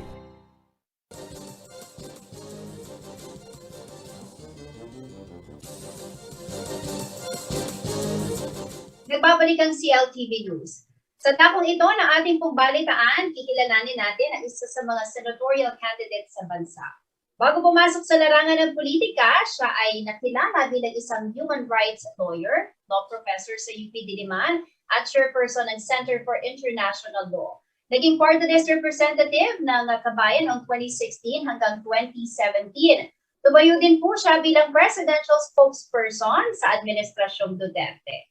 Ang ating panauhin na ating kikilalanin ngayong araw ay si Attorney Harry Roque na isang karehiyon mula po sa lalawigan ng Bataan. Magandang gabi po sa inyo, Attorney, at welcome po sa CLTV News. Kumusta po kayo, sir? Magandang gabi, Jennifer, at magandang gabi sa lahat ng aking mga taga-rehiyon. Kung hindi po ako nagkakamali, kaisa-isahang taga Central Luzon po tayo na tumatakbo para senador, no? So maasahan niyo po na yung kaisa-isahang taga Gitnang Luzon ay aatupagin ang pangangailangan ng ating rehiyon. Si Attorney Harry po ay suki din natin sa CLTV dahil nga po siya isang human rights lawyer, no? At kadalasan po natin siyang nai-interview sa mga issue na may kinalaman po sa pagtatanggol sa karapatang pantao. Anyway, Attorney, sabi nga po natin, talagang kayo po ay nakilala bilang isang human rights lawyer at of course, isa pong law professor. Diretsahin ko na po kayo, what made you decide, sir, to enter politics? Well, unang-una po, madalas po ako naimbita sa Kongreso bilang isang profesor ng International Law at Constitutional Law. At minsan napika ako kasi bagamat nagbibigay tayo ng mga opinion, hindi naman talaga sinusunod ang ating mga opinion, no? Iniisip ko, para ka pang iimbitahin kung hindi ka naman pakikinggan. So tinanong ko sa isang congressman, bakit ba kayo? Imbita kayo na imbita, nakikinig kayo, very polite kayo, pero hindi nyo naman pinatutupad yung sinasabi ng mga dalubhasa. Ang sabi niya, kasi iba kapag meron kang mandato sa taong bayan. Sabi ko, ganun pala ha, kinakailangan pala magkaroon ng mandato sa taong bayan para napakikinggan. So nahamon, yan ay nagsilbing hamon sa akin. At ayun na nga po, sabi ko kung kinakailangan magkaroon ng mandato sa taong bayan para mapakinggan ng gobyerno sa paggagawa ng pulisiya, kinuha ko nga yung mandato. At noong 2016, tumakbo nga po ako para sa party list na congressman at pinagpalain naman po tayo at tayo po ay nagkaroon ng mandato. Hindi lang po ordinaryong mandato, tayo po ang number 6 sa lahat ng mga 120 plus na mga party list na tumakbo ng taong yun. Attorney, balikan po natin yung mga panahon na kayo po ay unang nagsilbi sa politika bilang party list representative. Ano po ba yung mga nagawa natin ng mga panahon na yon na nakatulong po sa ating mga kababayan? Well, alam mo Jennifer, napakadami. I think I have the record of having passed the most number of House bills into law of national significance. Nangunguna na dyan yung aking pride, my source of number one source of pride. Ito po yung libreng paggamot at libreng gamot para sa lahat, universal healthcare. Yan po ay kasama dun sa mga pinakaunang sinampa ko na panukalang batas sa Kongreso. Sinampok ko yan, unang araw ng Kongreso, unang oras ng Kongreso, House Bill 23. Ngayon po ay batas na. Tayo rin po naghain at sa batas ng libreng tanghalian sa mga kabataang kulang ng timbang. Yung libreng irigasyon para sa mga maliliit na magsasaka, yung libreng Wi-Fi, yung National AIDS Law na nagpapataw ng parusa para doon sa mga taong magdi-discriminate laban sa mga taong may HIV, at ito rin nagbibigay ng libreng testing at libreng paggamot doon sa mga may AIDS na, at nagbaba ng age of consent para makakuha ng AIDS test to 15. At nandyan din po yung suporta natin sa libreng tuition sa lahat ng panggobyernong kolehiyo at pamantasan. At nandyan din po yung ating anti-hazing law na tayo po yung naging primary author kasi nag-filibuster po ako doon dahil ang gusto kong mangyari gawing illegal ang lahat ng fraternities at sororities na merong hazing. Pero naging compromise, gawing illegal ang kahit anong form ng hazing, wag lang yung mga fraternities. Kaya naging primary author tayo by way of compromise kasi hindi talaga ako papayag na hindi maging illegal ang lahat ng fraternities at sororities. So yan po ay ilan sa ating mga naging achievements bilang isang first termer. Alam niyo mga first termers sa Kongreso, normally yan yung tinatawag na backbenchers. Walang imik, walang ginagawa. Pero hindi po tayo pumayag na walang gagawin sa Kongreso dahil nga po siguro doon sa mga 300 na mga mambabatas na ron, hindi naman po lahat abogado. At sa tingin ko po, ako ay isa sa 3 lamang na naging profesor. Bagamat I can say I was the only law professor from UP na naging member ng 17th Congress.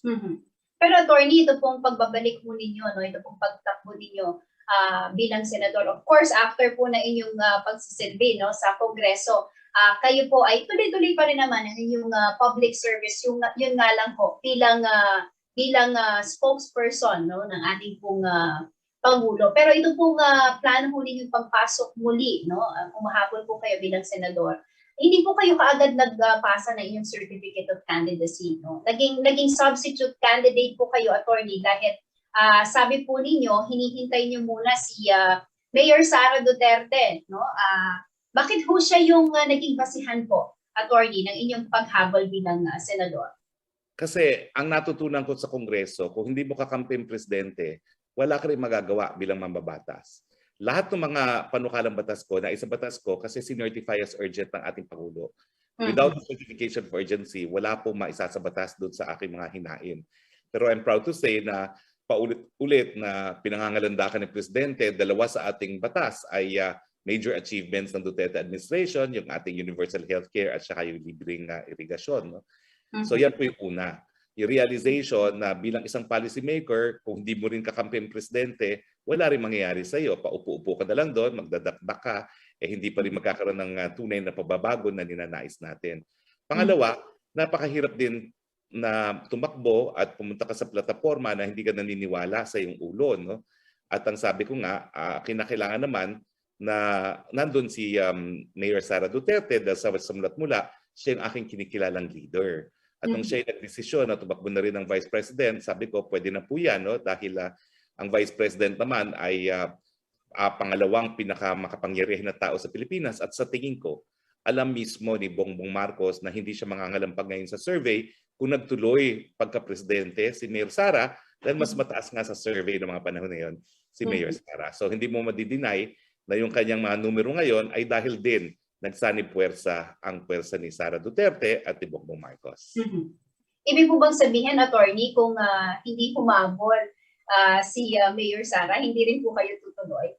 Sigurado po yun. Dahil useless kung wala akong kakampi na maluluklok sa pinakamataas na pwesto sa ating bayan. No? Useless talaga. Magiging dekorasyon ka lang sa Kongreso. No? Dahil talagang binibigyan ng priority yung mga administrative measures na certified urgent. All right. During one of your interviews, attorney, may nabanggit din po kayo no na walang ibang kandidato o partido po ang umampon no sa inyo at kayo po ay napunta no sa unity. Ibig po bang sabihin ito, you had hopes that a certain presidential candidate will let you in their state po? Well, lilinawin ko lang po no, na ako po hindi po ako umalis ng aking partido. Ito yung People's Reform Party ng dating senadorang Miriam Defensor Santiago. Nung ako yung desisyon na nga pong maging politiko at hindi lang party list congressman, ang sabi ko, ayoko naman maging tunay na trapo. No? At ang sinalihan kong partido ay yung partido nga ni Miriam Defensor Santiago na alam nating hindi trapo, no? Non-traditional, no? And yet minahal ang taong bayan. So I'm very proud of that. Pangalawa po, bilang kabahagi ng PRP, kami po ay kabahagi pa rin ng alyansa ng mayorya no, ng ating administrasyon. So meron po kami pinirmahan na suportado pa rin namin ang administrasyon ni Presidente Duterte at pati po dito sa eleksyon ay kami po ay allied with the majority party. Ang dati pong majority party ay ang PDP Laban, kaya nga lang po umalis doon ang ating Presidente at saka si Senator Bongo. No? Yes, meron po akong isang kandidato sa presidential candidate na ang buong akala ko po ay aampunin tayo dahil napakatindi po na aming samahan, pero hindi po nangyari yon at naintindihan ko naman. No? Siguro po yung aking mga nagawa sa kanya dating mga unang panahon ay baliwala na ngayon. Alright. Attorney, I'm sure aware po kayo, no? Sinasabi po ng ilang ninyong kritiko tungkol sa inyong pagiging human rights lawyer to spokesperson ni Pangulong Rodrigo Duterte. Na pinapulaan din po ito dahil sa mga issue ng human rights. How do you usually respond sa mga ganito pong criticisms, attorney? Unang-una, yung kritisismo ito nanggagaling naman sa kakaunting tao lang. Yung kaliwa, na alam mo naman ng story ako sa kaliwa, ako yung unang-unang bumitaw sa kaliwa. In 1983 pa lamang, bumitaw na ako dyan sa Kabataang Makabayan. At in fact, napilitan ako umalis ng Pilipinas, hindi dahil sa banta ng martial law, kundi dahil sa banta na nanggagaling sa kaliwa. No? At talagang pagkaalis ko ay nagsimula nga yung purge na tinatawag at dyan nagkaroon ng RA, reaffirmist at saka rejectionist. So they have never moved forward yung aking mga dating kasama sa kaliwa. No? So naintindihan ko yan. Pangalawa, hindi po ako nagbago. Kahit ano pong ginawa kong trabaho, kahit anong ginawa ko, kahit anong partidong sinalihan ko, hindi po ako nagbago. Pinanindigan ko po ang karapatang pantao ng mga napatay ng Ampatuan sa Maguindanao Massacre. Hindi po yan mabubura kahit ano pong gawin ko ngayon.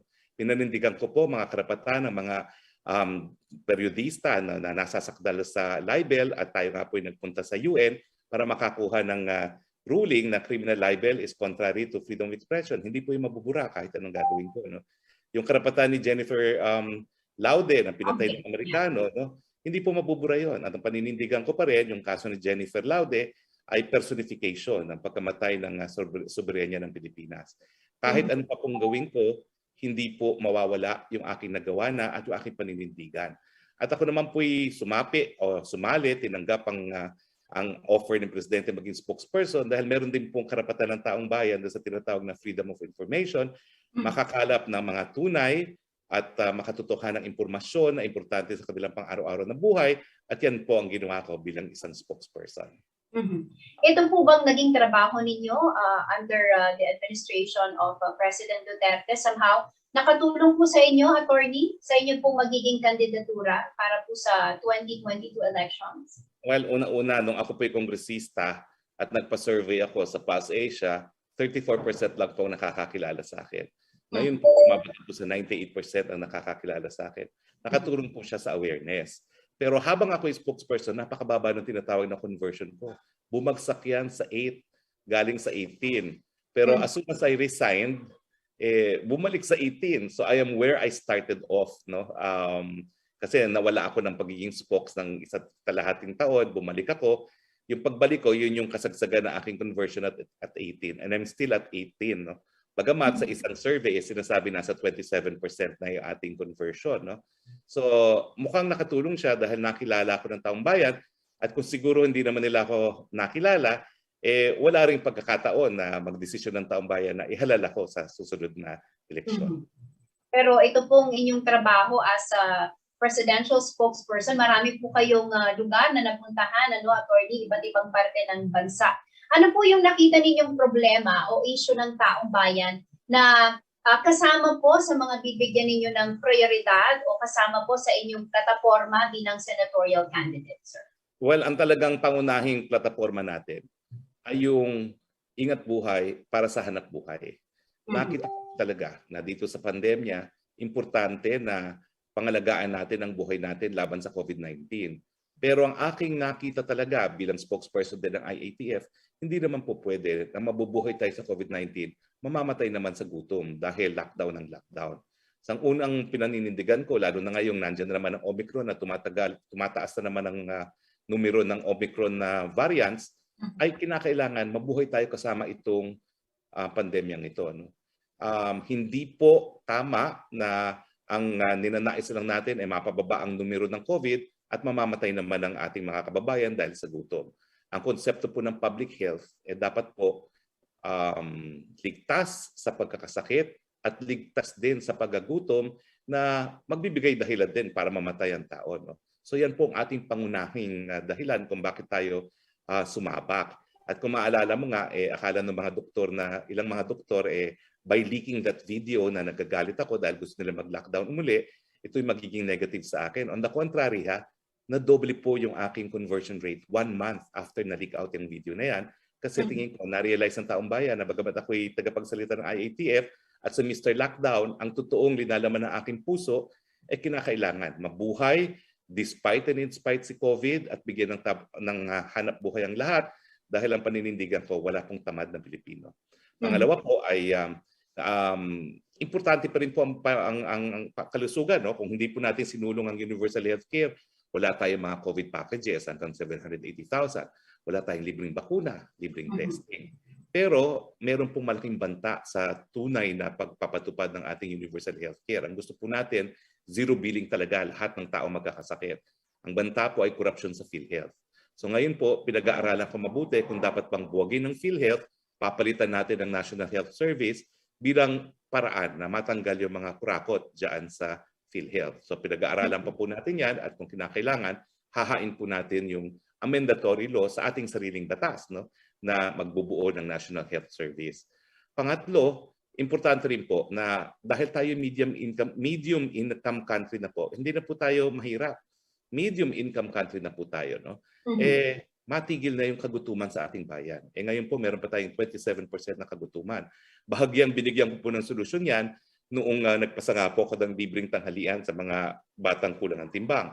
Pero ang pangako ko, hindi lang po sa kulang na timbang mabibigay ang masustansyang tanghalian sa lahat po ng ating mag-aaral. At pangalawa po, bibigyan natin ng 7 taon ng gobyerno para gawin ang lahat na matigil na po ang tinatawag na poverty sa Pilipinas. Dahil wala na pong dapat magutom sa isang medium income country. Ganyan din po pagdating sa kakulangan ng tubig inumin. No? Ngayon po nabalita na talagang may problema na naman tayo dahil natutuyo na yung Angat Dam. No? So bibigyan din po natin ng 7 taon ng gobyerno para gawin ang lahat para masiguro ang supply ng malinis at ligtas na tubig pang inumin para sa lahat ng mga Pilipino. Pagdating naman po dun sa, okay, sige po, alam niyo naman ako pag ako nagsalita na sa plataforma, napakahirap pigilan. Sorry po. Attorney, kulang pong ating oras. No? I'm sure marami pa pong plano, no, na naisip paabot si Attorney Harry Roque. But before I let you go, sir, ano po ang mensahe ninyo? Mabilis na mensahe po para sa mga karehiyon po natin dito po sa Central Luzon. Go ahead po, Attorney. Well, aking mga karehiyon na sa gitnang Luzon, no? Ako lang po ang taal at kaisa-isang kandidato na nanggagaling sa ating rehiyon. Hindi naman po siguro mahirap na ipakiusap dahil 12 naman po yung ihahalal nyo. Ihalal nyo naman po yung isang tunay na nagpakita ng kakayahan para gumawa ng batas. Pangalawa, yung nagpakita ng sapat na kaalaman sa batas bilang isang abogado at propesor ng batas. At syempre po, yung nagpakita ng kakayahan ng gamitin ng batas, lalo na yung paggawa ng batas, para mabagong lipunan natin. Yung pagpatigil sa kagutuman, pagkaroon ng sapat na inumin, pagkaroon ng libreng paggamot at libreng gamot, yan pong ninanais ko. At siguro naman po, miski hindi ako anak mayaman, hindi ako anak politiko, ay masusuportahan ninyo itong karehiyon ninyo. At hindi naman po kayo madidisappoint. Alright, maraming salamat po, Attorney Harry Roque. Narinig po na ating mga kababayan na inyong pong plataforma. And good luck po sa inyong kandidatura para po sa May, malapit na May 2022 elections. Maraming salamat, sir, and God bless you. Maraming salamat, Jennifer, at mabuhay po ang Central Luzon. Mga karehiyon, Attorney Harry Roque, senatorial candidate. Sa pagbabalik ng CLTV News. Staff na isang konsihal sa Angeles City natagpuang patay sa Mexico, Pampanga. Ilang mga kabalen nagtakda na ng kanilang New Year's resolution. Manatili nakadudog at magbabalik ng CLTV News.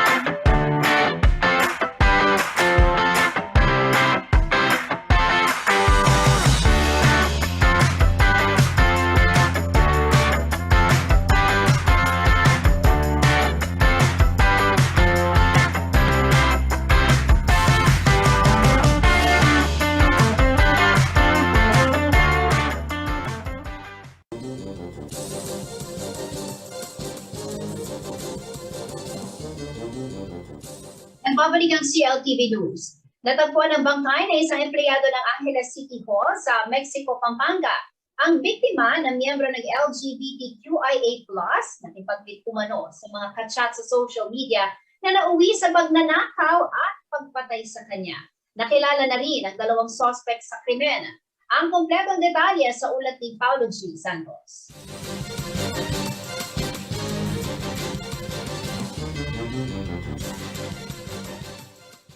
Hinihimas ang kabaong at palagian ang pagbulong ni Mang Ernesto Gabriel sa bangkay ng kanyang anak na si EJ Nino nang maabutan ng CLTV News sa isang punerarya sa Angeles City. Pikit mata si Mang Ernesto sa sakit ng pagharap niya sa taong 2022.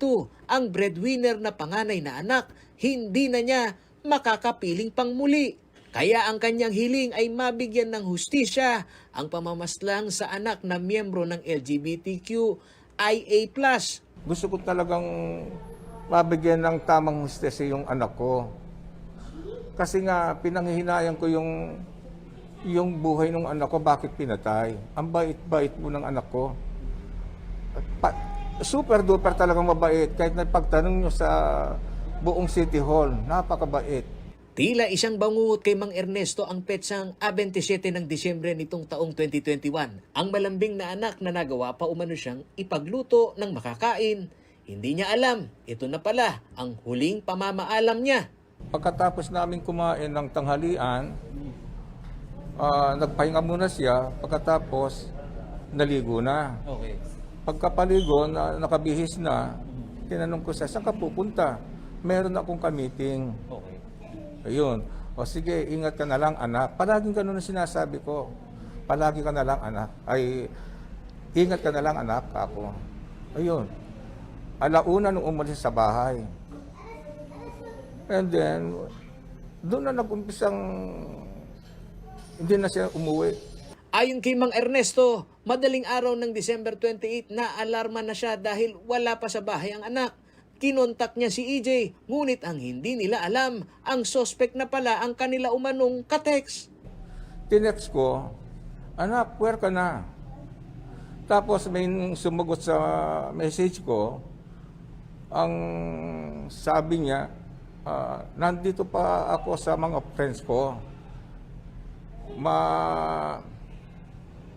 Sa Kapampangan, madisoras na ako kanyan. Gagabihin na ako. Gagabihin na ako niyan. Hindi niya sinasabi sa akin yun. Matapos ang ilang palitan ng text message, sinubukan nilang tawagan pero walang sumagot at tuluyan nang naputol ang komunikasyon. At sa paghahanap sa anak ay halos hindi umano naging madali sa kanila hanggang nitong December 29 mula sa isang flood control o dike sa Barangay San Juan, Mexico, Pampanga. Natagpuan ang katawan ni EJ na wala ng buhay. Ayon kay Mang Ernesto, hindi lamang saksak ang ikinamatay ng anak kundi pinukpok pa umano ito ng matigas na bagay sa ulo base sa lumabas na autopsy report. Autopsy yung anak ko, na-discover pa pala, maliban doon sa mga saksak niyang tinamo, pinalo pa sa ulo. Ngayon, sabi nung doktor na nag-autopsy, sabi sa mga anak ko, kahit na hindi saksakin, mamamatay din.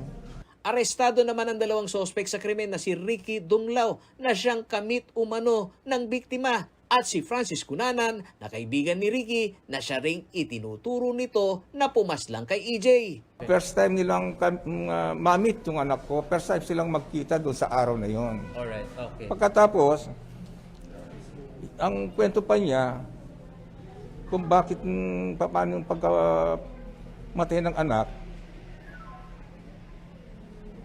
sabi sa anak ko, kung EJ, pwede bang pakisakay ko yung kaibigan ko? Para hindi na siya mag-commute, dito rin yung punta niya. Itong anak ko, siyempre, kumpiyansa. Pinasakay niya. Samantala, ayon kay Mexico Chief of Police Lieutenant Colonel Grace Naparato, naaresto nitong December 30 ang suspect na si Francis Cunanan makarang ituro ng kasamahan nito na si Dunglao. Ayon sa opisyal, sa preliminary investigation, lumalabas na bahagi din ng krimen si Dunglao. Sa investigation po natin talaga, talagang tumuturo naman na rin siya, person of interest po. Pinakawalan din ng dalawang sospek dahil sa lumampas ito sa warrantless arrest na 36 hours reglementary period. Ngunit nakatakda silang isa lang sa preliminary investigation sa January 7 ng taong kasalukuyan. May schedule na preliminary investigation. So ito pong witness na to na wala ho sa custody ho ninyo. Wala po. Kasi ang nangyari, ang fiscal ni-release sila for preliminary investigation. Ni-release yung suspect natin na si Francis. Odian Conanan. Kasi due to yung time kasi na nangyari, 27, and nung time na nakuha natin yung tao. So, ang ng fiscal dun is to have a preliminary investigation this coming January 7, sir.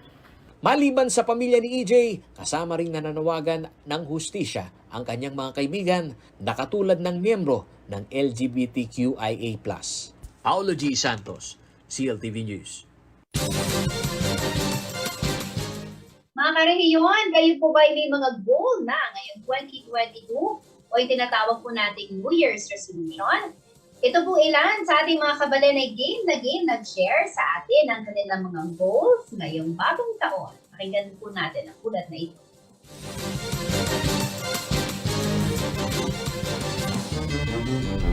New Year, New Me. Yan ang kadalasang sambit ng mga tao tuwing sasapit ang bagong taon. Kaya naman karamihan sa mga tao ay lagi may inihahandang New Year's resolution o ang mga bagay na kanilang babaguhin at mga goal sa pagpapalit ng taon. Ang ilan sa ating mga kabalen may mga kanya-kanya ding New Year's resolution. Si Josh Ivan Jobson mula sa Barangay Kutud, sinimulan na umano ang planong pagbabawas ng kinakain at pagji-gym. Hindi umano niya ito na isakatuparan noong nakaraang taon dahil sa pagsasara ng mga gym dulot ng pandemya. Ngayong bagong taon na to, sisimulain ko ng mag-diet tapos mag-gym. Nagsasawa na kasi ako tumaba eh. Gusto ko na mag-diet. Si Gerald Bonus naman, na residente ng Santo Tomas, Pampanga, mas magiging focus raw sa mga goal niya sa buhay tulad ng pag-abroad. Yun nga, focus, tipag lang. Determinado naman eh. Kaya dapat tuloy-tuloy lang. Si Trisha Yabut naman mula sa San Luis, Pampanga, pagtitipid ang New Year's resolution ngayong taon. Kwento niya ay madalas ang kanyang paggasto sa mga online shopping noong nakaraang taon. Kaya balak niya na ito ay baguhin upang mas makaipon ng pera, lalo pat may pandemya. New Year's resolution is yung magtipid, gumastos sa mga bagay na kailangan lang talaga. Kasi ngayon nakikita natin is pandemic. We need more money sa mga, kapag nagkasakit ka, syempre, kailangan mo ng pera.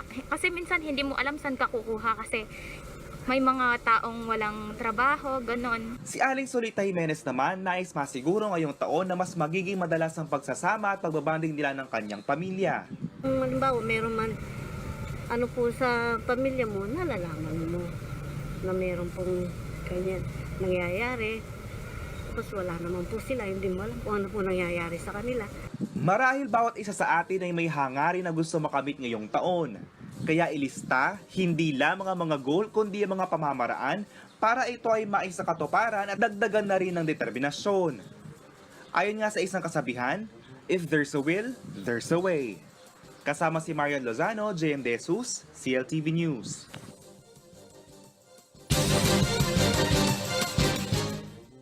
Yan ang mga balitang nakalap ng CLTV News. Kasama po ang buong pwersa ng CLTV News and Current Affairs. Ako po si Jennifer Salenga. Maraming salamat po.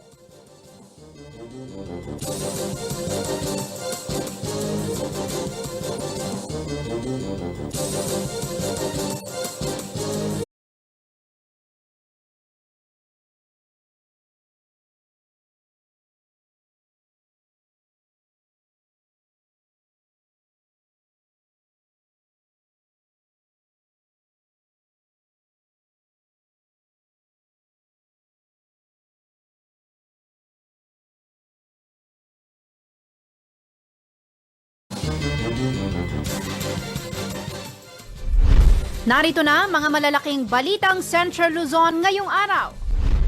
No vaccination card, no entry policy, ipinatutupad sa syudad ng Angeles. Limitadong bilang ng bus nauwi sa matagal na paghihintay ng ilang biyahero. Kaso ng COVID-19 na itala sa lahat ng bayan at syudad sa Bataan. 115 million pesos na halaga ng illegal na droga nasamsam ng kapulisan sa Pampanga. At staff na isang konsehal sa Angeles City natagpo ang patay sa Mexico, Pampanga. Kapamilya at kapwa LGBTQIA+, sumisigaw ng hustisya.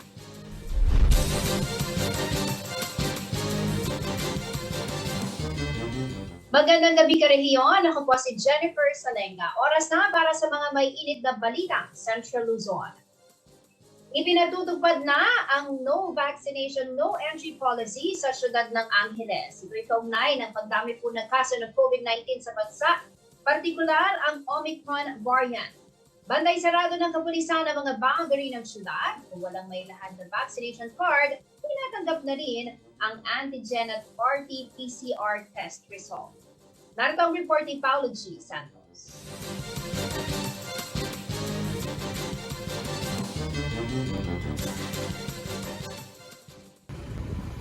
Check na lang po. Sir, sa susunod po, lagyan nyo na lang po sa tapat ng dashboard nyo yung vaccine card nyo. Para makita po kagad. Saka lagyan nyo po dalhin yung vaccine card nyo. Ito ang eksena na natunghayan ng CLTV News sa North Luzon Expressway Angeles Toll Plaza umaga nitong January 4, 2022 na kung saan na-reactivate na ang boundary control point na umiiral ang no vaccine no entry policy. 4 na lane sa entry point ang may nakastandby na pulis at sa ilang segundo na pag-iisa-isa sa mga motorista, hindi na iwasan ang queuing o mahabang pila. Pero ang verification process hindi gaanong mahigpit dahil kahit na nasa smartphone ang picture ng Vax card ay kinikilala ng mga pulis na nagsisiyasat. Sa cellphone lang po, may lang. Sa ilang motorista na napaghandaan ang bagong quarantine restriction ng lungsod, hindi naman pumalag sa biglaang pagbaba ng ganitong pulisiya. Sir, kunan lang po namin kayo ng opinion dito sa ini-implementa ho na ngayon na quarantine restriction. Ano ho ang masasabi ho ninyo? Sir, okay lang, sir. Ayon sa team leader ng City Mobile Force ng Angeles City na si Police Lieutenant Hamsel Mandagan, ultimo ang mga pasahero mula sa private at public utility vehicle ay dumadaan sa pagsala kung sila'y may vaccination card.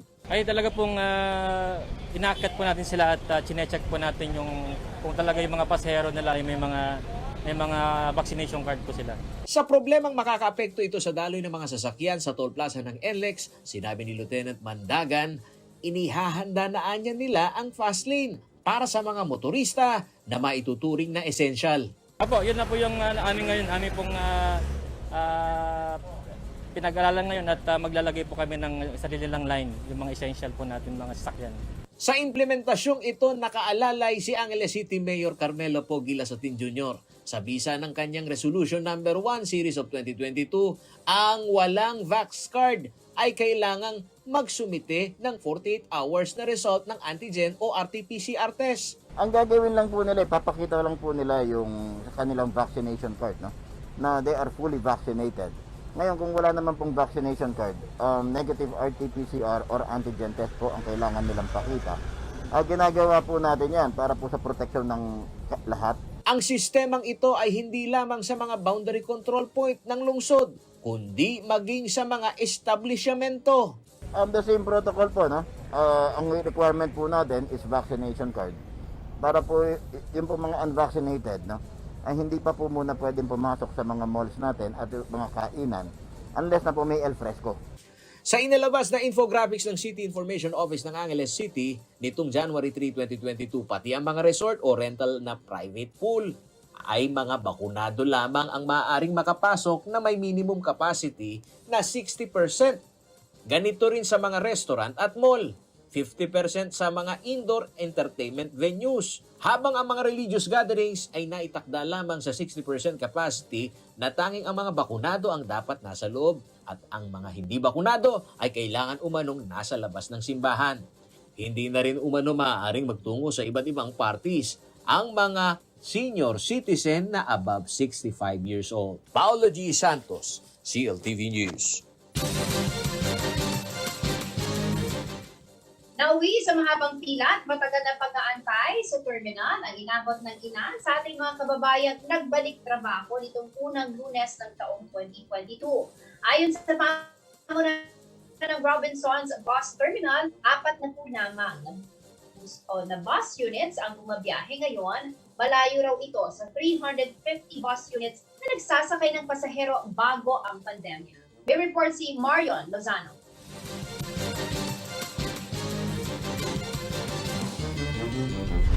Dagsa ngayong araw ang mga biyahero sa Robinson Star Mills Transport Terminal sa siyudad San Fernando, Pampanga upang magbalik sa kanilang mga trabaho.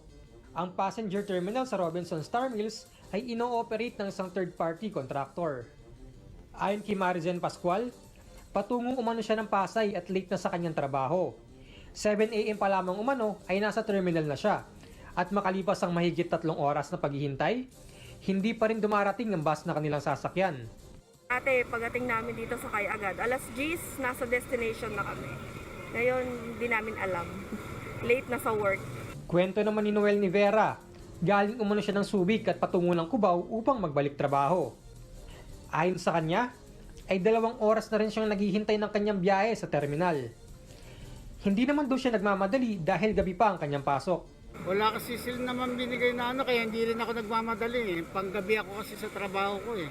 Ayon kay Willie Medina, ang officer in charge ng Robinson's Transport Terminal, inaasahan umano nila na mula sa halos 1,500 na pasahero tuwing normal na araw, umaabot umano sa 10,000 biyahero ang gumagamit ng terminal kapag ganitong panahon. Humigit kumulang 40 bus units lamang din umano ang bumabiyahe sa terminal kumpara sa mahigit 350 bus units bago ang pandemya. Kaya naman umaabot ng ilang oras ang paghihintay ng mga pasahero.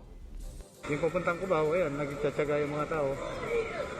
Kahit nakukunti yung umiikot, nagtsatsaga silang makarating sa Manila. Marion Lozano, CLTV News.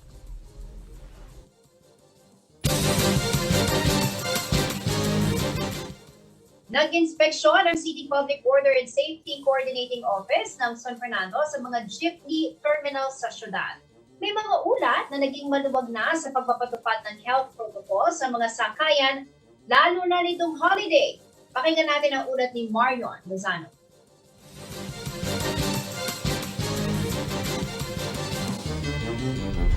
Naabutan ng CLTV News na nag-inspeksyon sa isang jeepney terminal sa Barangay Del Pilar ang mga tauhan ng City Public Order and Safety Coordinating Office o si POSCO ng siyudad San Fernando, Pampanga. Nag-iikot umano sila sa iba't ibang transport terminal ng syudad upang masiguro na mahigpit na naipatutupad ang mga health protocol gaya ng 70% seating capacity sa mga pampasaherong sasakyan at pag-fill up ng mga pasahero sa contact tracing form lalo pat may banta ng Omicron variant ng COVID-19. Ayon sa ilang pasahero, nababahala sila sa banta ng bagong COVID-19 variant at napansin umano nila na minsan hindi nasusunod ang social distancing sa loob ng mga pampasaherong jeep lalo na nung panahon ng Kapaskuhan. Para sa kanila, ang pagsunod sa mga health protocol ay mahalaga upang maprotektahan ang sarili laban sa Omicron variant. Siyempre kung ano yung protocol ng gobyerno, yun ang susundin. Tapos ikaw na mismo sa sarili mo, mag-iingat ka rin. Ganon, wash your hands, social distancing. Tapos kung di mo kabisado yung mga tao, huwag kang lalapit. Ganon. Mag-disinfect ng alcohol po. Tapos kailangan naka-face mask palagi. Ngunit ayon naman kay Michael Pingol, ang Vice President ng San Matias Jeepney Operators and Drivers Association, mahigpit nilang ipinatutupad ang mga health protocols mula sa gobyerno upang masiguro na hindi magkakaroon ng hawaan sa loob ng jeep. Pinatutupad namin. Oo. Mahigpit namin, tulad yan, no? Nahigpit ko nga, dahil akong Vice President, pinatutupad namin talaga. Kaya lang, kung minsan di mo iwasan yung tao kung magmamadali, kahit sasabi lang siya, basta makauwi lang maaga, hindi namin maiwasan yun. Pero hindi naman, wala naman siya sa loob, na minsan magigusap, sasabit na lang siya. Pero 70% lahat yung ano namin, na isasakay namin. Hindi naman sumusobra. Samantala, dahil sa biglang pagtaas ng bilang ng kaso ng COVID-19 at pagpasok ng Omicron variant, mananatili si Alert Level 2 ang Pampanga hanggang January 15. Marion Lozano, CLTV News.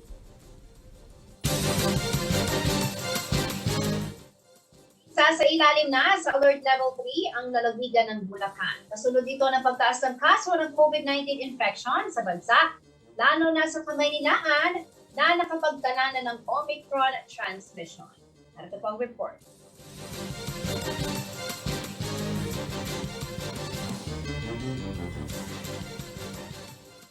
Ilang mga probinsya na malapit sa Metro Manila, kabilang ang lalawigan ng Bulacan, ang muling isinailalim sa mas pinahigpit na Alert Level 3 simula sa January 5, 2022.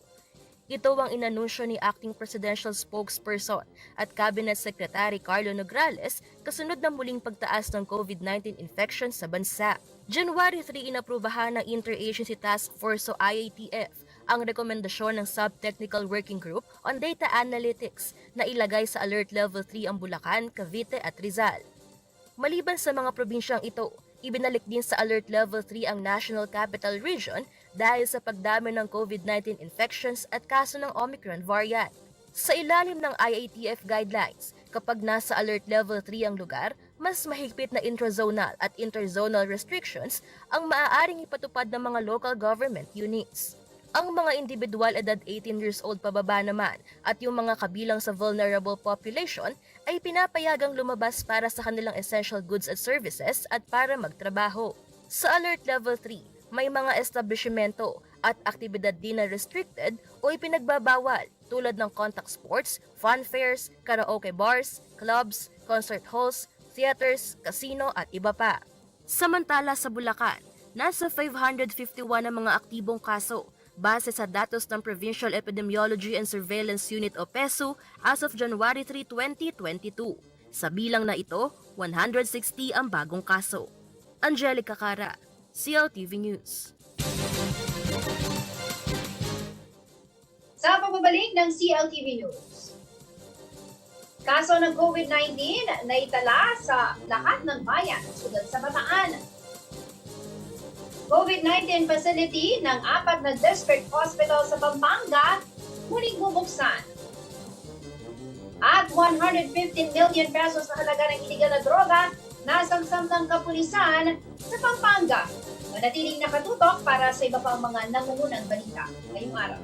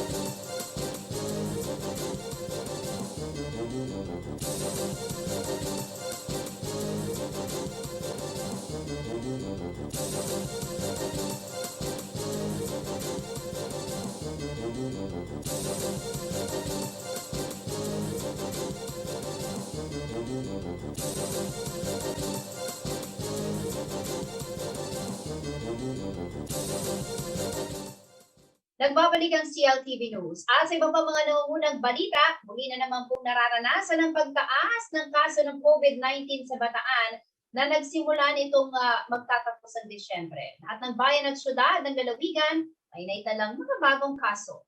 Ang detalye sa report na ito.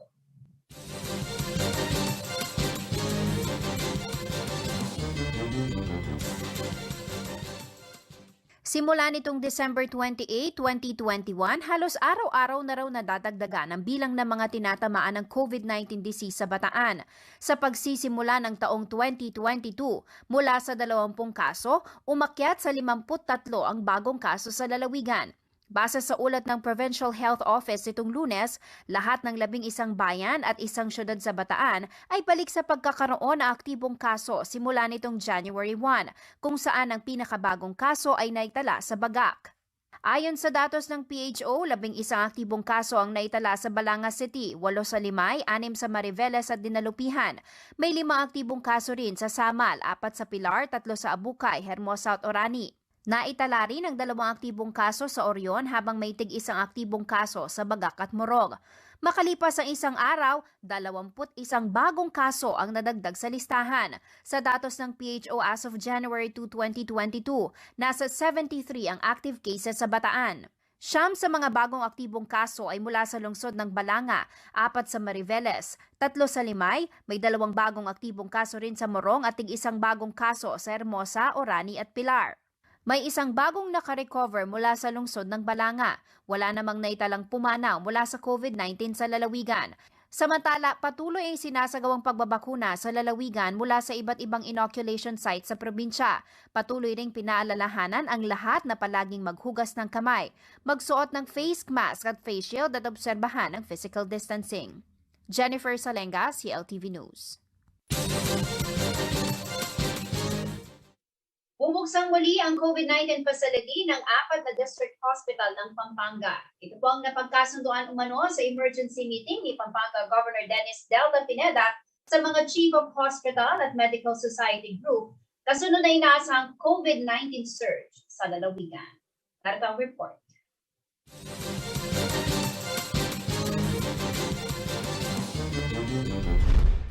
Apat na district hospital sa Pampanga ang nag-reactivate ng kanilang mga COVID-19 facility bilang paghahanda sa inaasahang COVID-19 surge na tatama sa probinsya.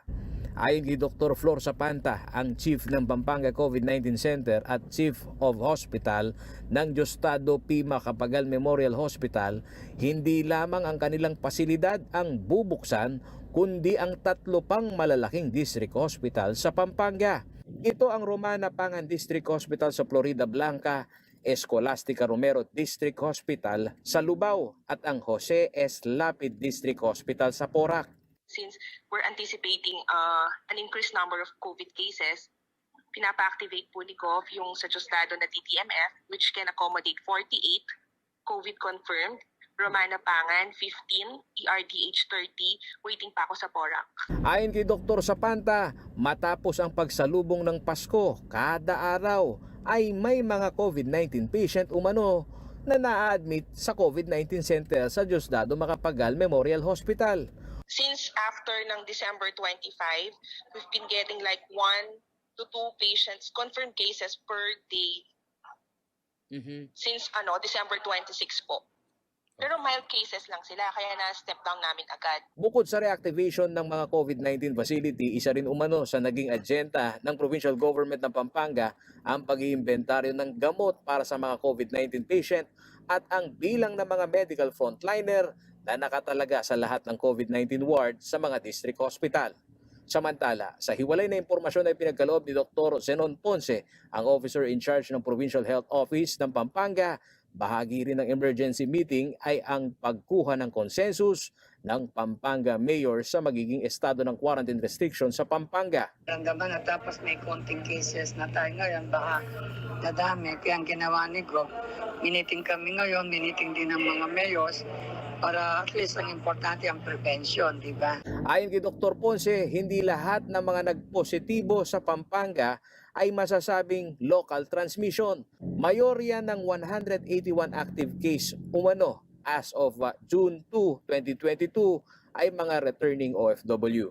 Hindi, yung mga nasa isolation yan, yung galing ng abroad yan. Itong 181 galing na abroad.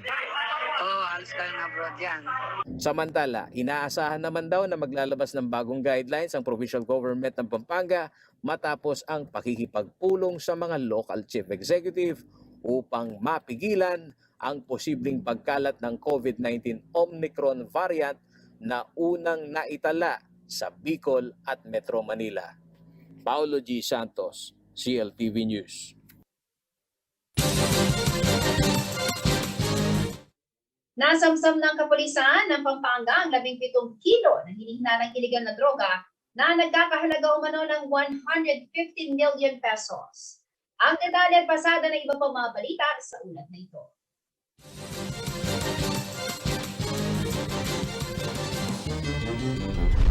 Arestado ang isang lalaki nitong December 29 sa isinagawang drug buy-bust operation ng PNP Drug Enforcement Group sa Barangay Lagundi, Mexico, Pampanga. Nasabad sa suspect ang 17 kilo ng pinaghihinalaang shabu na tinatayang nagkakahalaga ng 115 million pesos. Kinilala ang suspect na si Muslimin Muhammad Salim, 29 years old, na residente ng Roldan Street, Lower Bicutan, Taguig City. Nasamsam din mula sa suspect ang 2 tig-1,000 marked money at isang sedan Nissan GX na may plakang NGQ 939. Nasa kote rin ng isang lalaki sa isinagawang buy-bust operation ng Station Drug Enforcement Unit ng Hagonoy sa Barangay San Isidro, Hagonoy, Bulacan. Na-recover mula sa suspect ang 5 sachet ng shabu at buy-bust money. Kinilala ang suspect na si Dan Ray Navarro na residente ng Santa Monica, Hagonoy, Bulacan. 3 lalaki naman ang nahuli sa isinagawang illegal gambling operation ng Balagtas Municipal Police Station. Nahuli ang mga suspect sa akto na nagsasagawa ng illegal na sabong. Nakumpiska sa mga suspect ang mga manok panabong, tari at bet money. Ang mga suspect ay pawang mga residente ng Santol, Balagtas, Bulacan. Angelica Cara, CLTV News. Sa pagbabalik ng CLTV News, ilalanin si Senatorial Candidate Attorney Harry Roque. Manatiling ng katutok at magbabalik ng CLTV.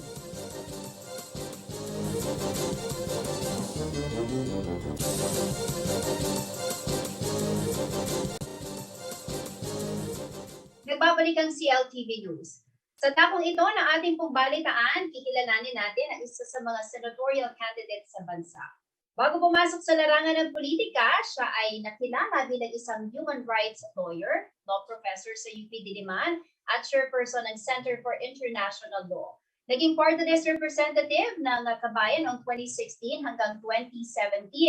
Tumayo din po siya bilang presidential spokesperson sa Administrasyong Duterte. Ang ating panauhin na ating kikilalanin ngayong araw ay si Attorney Harry Roque na isang karehiyon mula po sa lalawigan ng Bataan. Magandang gabi po sa inyo, Attorney, at welcome po sa CLTV News. Kumusta po kayo, sir? Magandang gabi, Jennifer, at magandang gabi sa lahat ng aking mga taga-rehiyon. Kung hindi po ako nagkakamali, kaisa-isahang taga Central Luzon po tayo na tumatakbo para senador, no? So maasahan niyo po na yung kaisa-isahang taga Gitnang Luzon ay aatupagin ang pangangailangan ng ating rehiyon. Si Attorney Harry po ay suki din natin sa CLTV dahil nga po siya isang human rights lawyer, no? At kadalasan po natin siyang nai-interview sa mga issue na may kinalaman po sa pagtatanggol sa karapatang pantao. Anyway, Attorney, sabi nga po natin, talagang kayo po ay nakilala bilang isang human rights lawyer at of course, isa pong law professor, diretsahin ko na po kayo. What made you decide, sir, to enter politics? Well, una-una po, madalas po ako naimbita sa Kongreso bilang isang profesor ng International Law at Constitutional Law. At minsan napika ako kasi bagamat nagbibigay tayo ng mga opinion, hindi naman talaga sinusunod ang ating mga opinion. Iniisip ko, para ka pang iimbitahin kung hindi ka naman pakikinggan. So tinanong ko sa isang congressman, bakit ba kayo imbita kayo na imbita? Nakikinig kayo, very polite kayo, pero hindi nyo naman pinatutupad yung sinasabi ng mga dalubhasa. Ang sabi niya kasi iba kapag meron kang mandato sa taong bayan. Sabi ko, ganun pala ha. Kinakailangan pala magkaroon ng mandato sa taong bayan para napakikinggan. So nahamon, yan ay nagsilbing hamon sa akin At ayun na nga po, no, sabi ko kung kinakailangan magkaroon ng mandato sa taong bayan para mapakinggan ng gobyerno sa paggagawa ng pulisiya, kinuha ko nga yung mandato. At noong 2016, tumakbo nga po ako para sa party list na congressman at pinagpalain naman po tayo at tayo po ay nagkaroon ng mandato. Hindi lang po ordinaryong mandato, tayo po ang number 6 sa lahat ng mga 120 plus na mga party list na tumakbo noong taong yun. Attorney, balikan po natin yung mga panahon na kayo po ay unang nagsilbi, no, sa politika bilang party list representative. Ano po ba yung mga nagawa natin ng mga panahon na yon na nakatulong po sa ating mga kababayan? Well, alam mo Jennifer, napakadami. I think I have the record of having passed the most number of House bills into law, no, of national significance. Nangunguna na dyan yung aking pride, my source of number one source of pride. Ito po yung libreng paggamot at libreng gamot para sa lahat, universal healthcare, no? Yan po ay kasama dun sa mga pinakaunang sinampa ko na panukalang batas sa Kongreso. Sinampok ko yan unang araw ng Kongreso, unang oras ng Kongreso, House Bill 23. Ngayon po ay batas na. Tayo rin po naghain at sa batas ng libreng tanghalian sa mga kabataang kulang ng timbang. Yung libreng irigasyon para sa mga maliliit na magsasaka, yung libreng wifi, yung National AIDS Law na nagpapataw ng parusa para doon sa mga taong magdi-discriminate laban sa mga taong may HIV, at ito rin nagbibigay ng libreng testing at libreng paggamot, no, doon sa mga may AIDS na, no, at nagbaba ng age of consent para makakuha ng AIDS test, no, to 15. At nandyan din po yung suporta natin sa libreng tuition sa lahat ng panggobyernong kolehiyo at pamantasan, no. At nandyan din po yung ating anti-hazing law na tayo po yung naging primary author kasi nag-filibuster po ako doon, no, dahil ang gusto kong mangyari gawing illegal ang lahat ng fraternities at sororities na merong hazing. Pero naging compromise, gawing illegal ang kahit anong form ng hazing, wag lang yung mga fraternities. Kaya naging primary author tayo by way of compromise kasi hindi talaga ako papayag, no, na hindi maging illegal ang lahat ng fraternities at sororities, no. So yan po ay ilan sa ating mga naging achievements bilang isang first termer, no. Alam niyo mga first termer sa Kongreso, normally yan yung tinatawag na backbenchers. Walang imik, walang ginagawa. Pero hindi po tayo pumayag na walang gagawin sa Kongreso dahil nga po siguro doon sa mga 300 na mga mambabatas na ron, hindi naman po lahat abogado. At sa tingin ko po, ako ay isa sa 3 lamang na naging profesor. Bagamat I can say I was the only law professor from UP na naging member ng 17th Congress.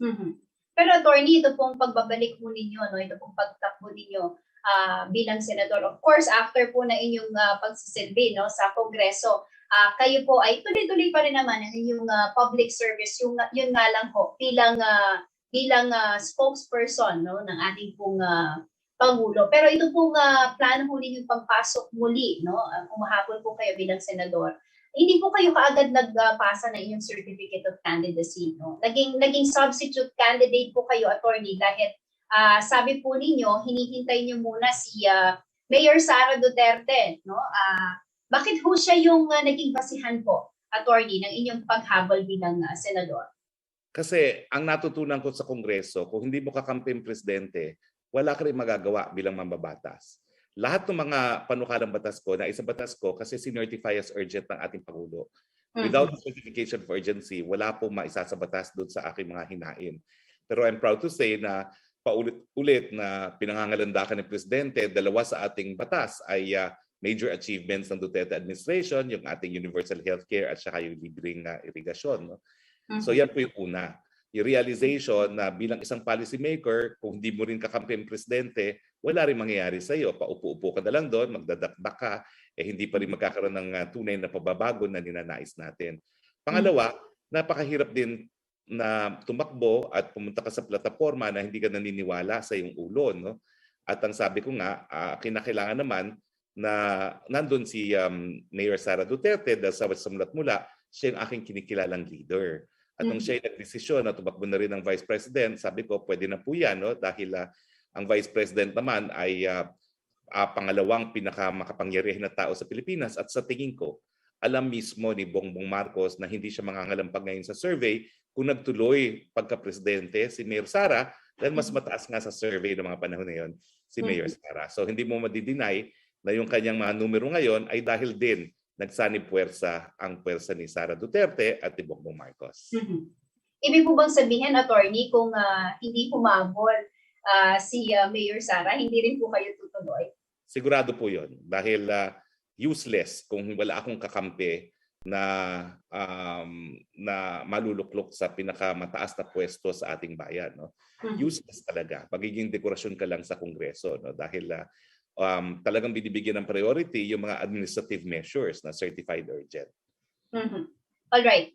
During one of your interviews, attorney, may nabanggit din po kayo, no, na walang ibang kandidato o partido po ang umampon, no, sa inyo at kayo po ay napunta, no, sa unity team. Ibig po bang sabihin ito, you had hopes that a certain presidential candidate will let you in their slate po? Well, lilinawin ko lang po no, na ako po hindi po ako umalis ng aking partido. Ito yung People's Reform Party ng dating senadorang Miriam Defensor Santiago. Nung ako yung desisyon na nga pong maging politiko at hindi lang party list congressman, ang sabi ko, ayaw ko naman maging tunay na trapo, no? At ang sinalihan kong partido ay yung partido nga ni Miriam Defensor Santiago na alam nating hindi trapo, no? Non-traditional, no? And yet minahal ang taong bayan. So I'm very proud of that. Pangalawa po, bilang kabahagi ng PRP, kami po ay kabahagi pa rin ng alyansa ng mayorya, no, ng ating administrasyon. So meron po kami pinirmahan na suportado pa rin namin ang administrasyon ni Presidente Duterte at pati po dito sa eleksyon ay kami po ay allied with the majority party. Ang dati pong majority party ay ang PDP Laban, kaya nga lang po umalis doon ang ating presidente at saka si Senator Bongo. No?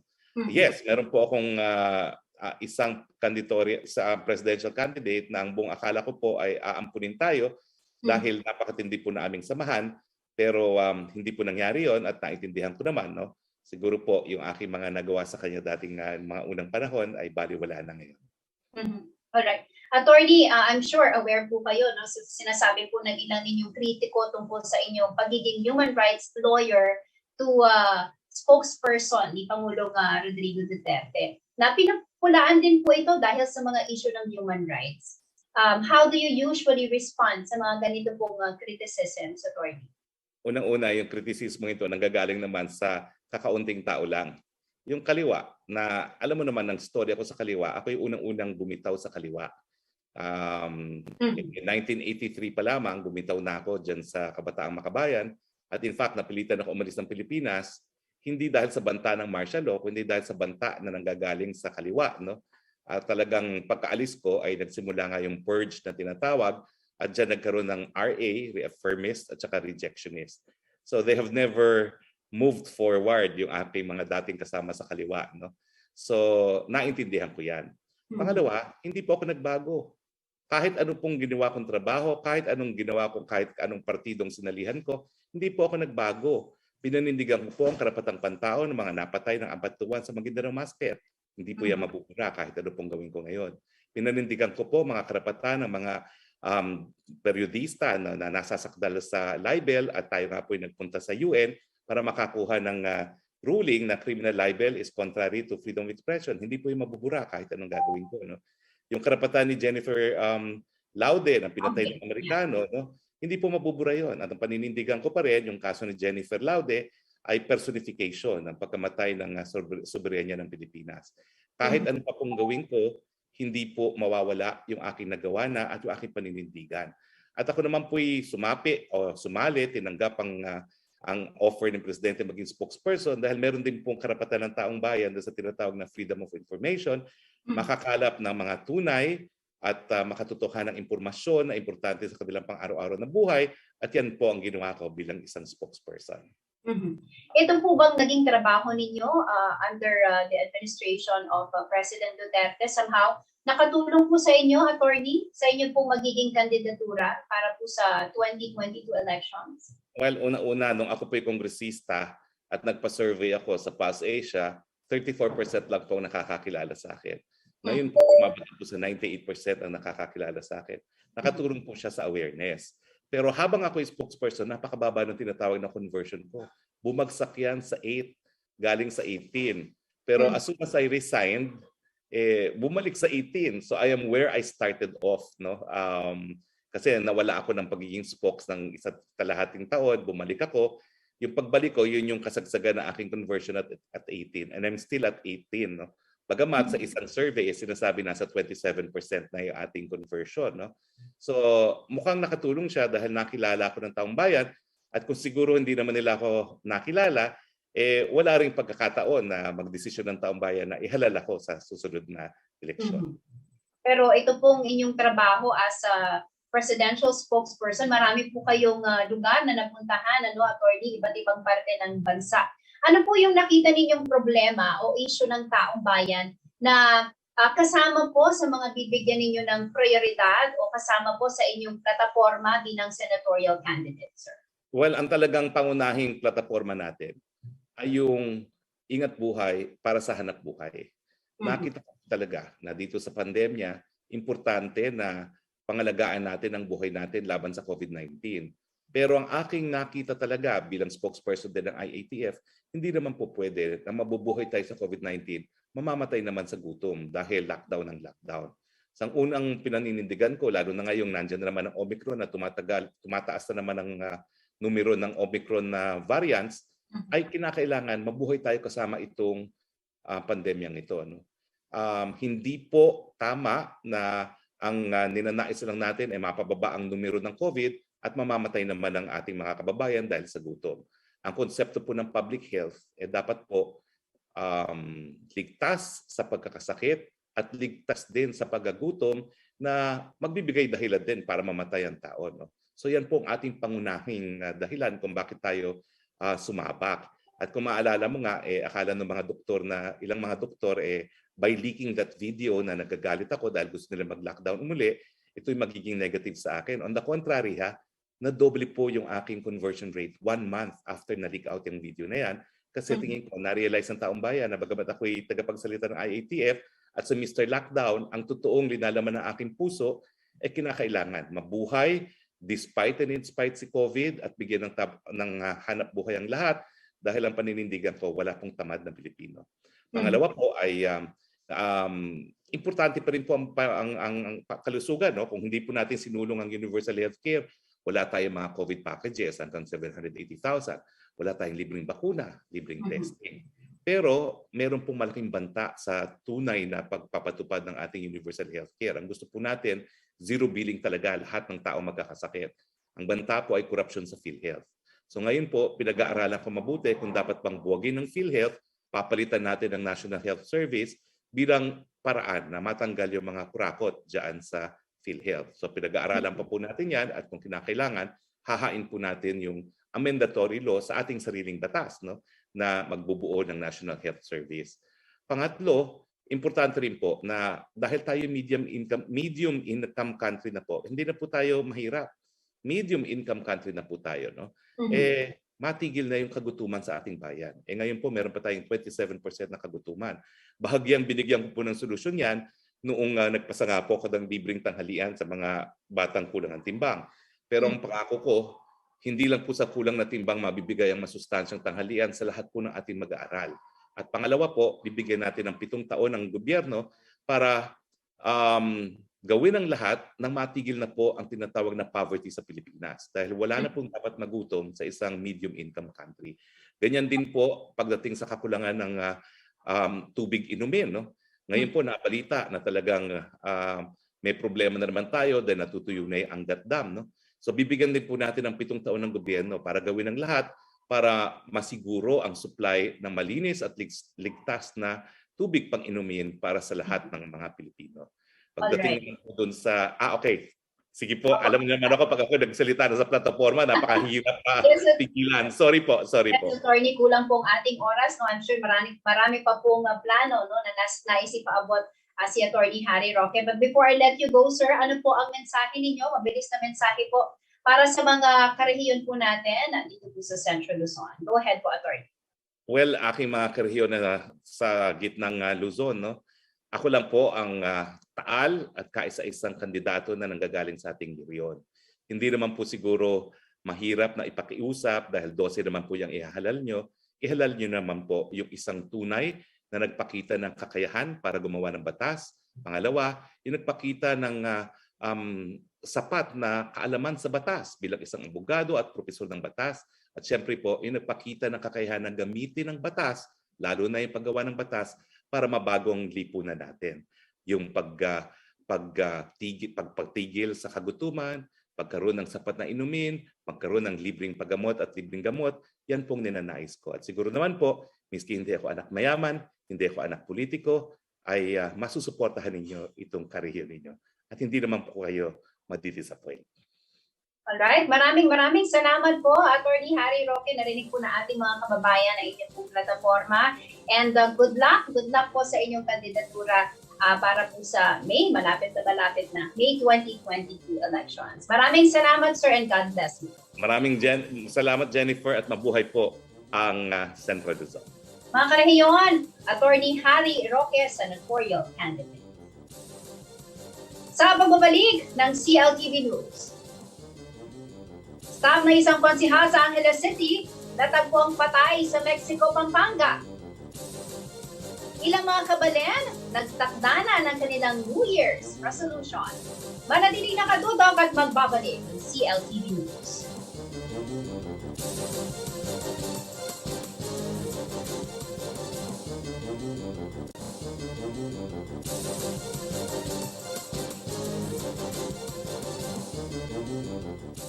Nagbabalik ang CLTV News. Natagpuan ng bangkay na isang empleyado ng Angeles City Hall sa Mexico, Pampanga. Ang biktima na miyembro ng LGBTQIA+, nakipag-meet umano sa mga kachat sa social media na nauwi sa pagnanakaw at pagpatay sa kanya. Nakilala na rin ang dalawang suspect sa krimen. Ang kompletong detalye sa ulat ni Paulo G. Santos.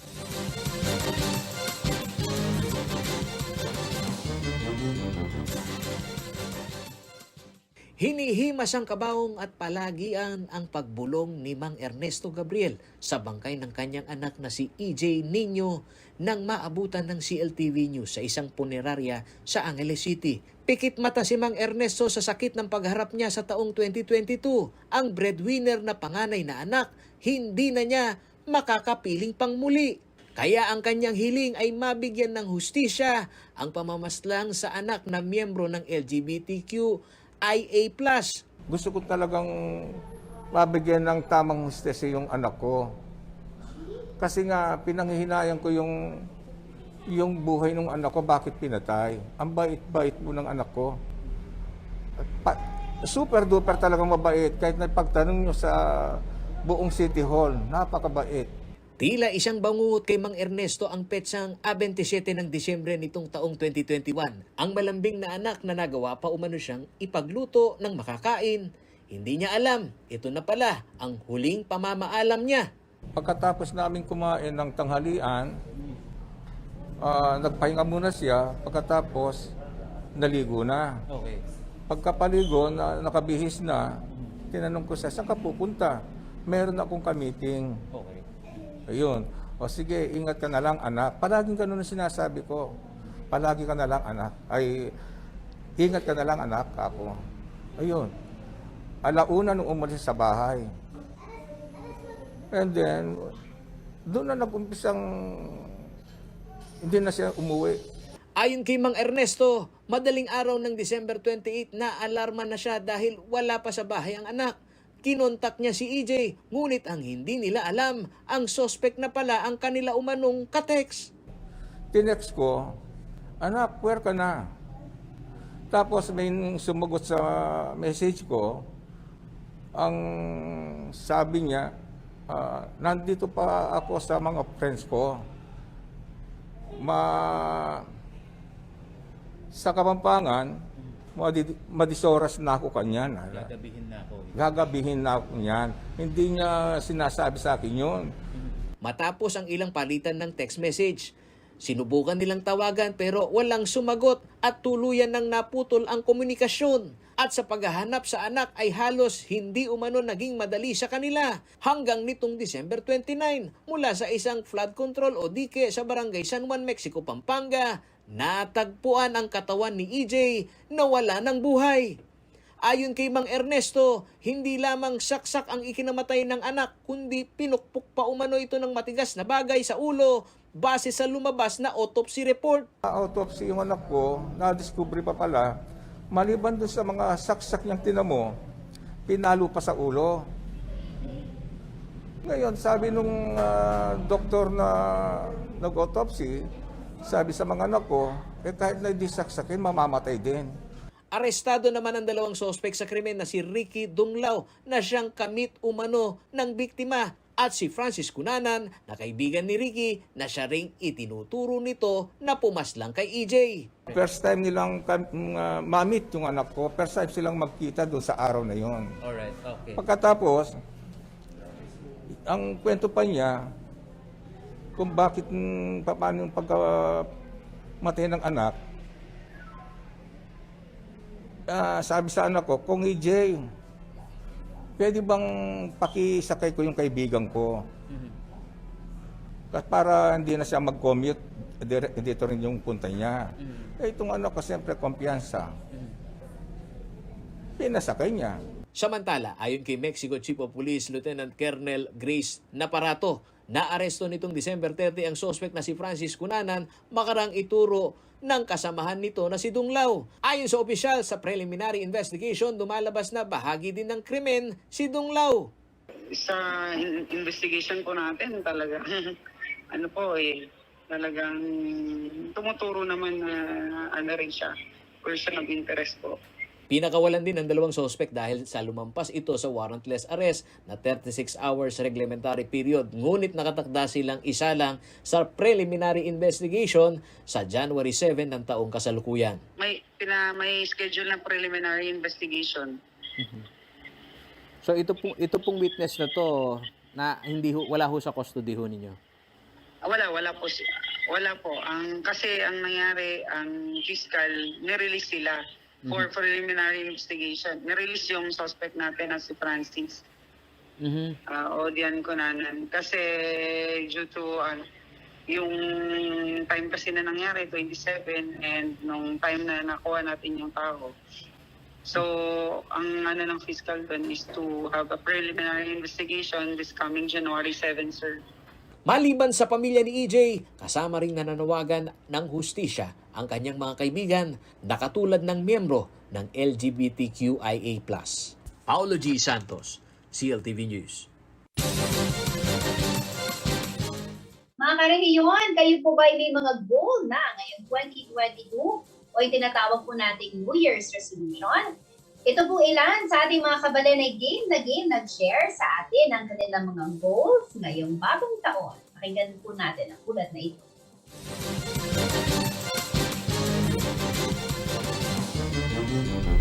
New Year, New Me. Yan ang kadalasang sambit ng mga tao tuwing sasapit ang bagong taon.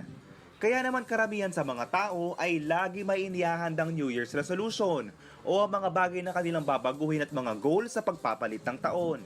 Ang ilan sa ating mga kabalen may mga kanya-kanya ding New Year's resolution. Si Josh Ivan Japson mula sa Barangay Kutud, sinimulan na umano ang planong pagbabawas ng kinakain at pagji-gym.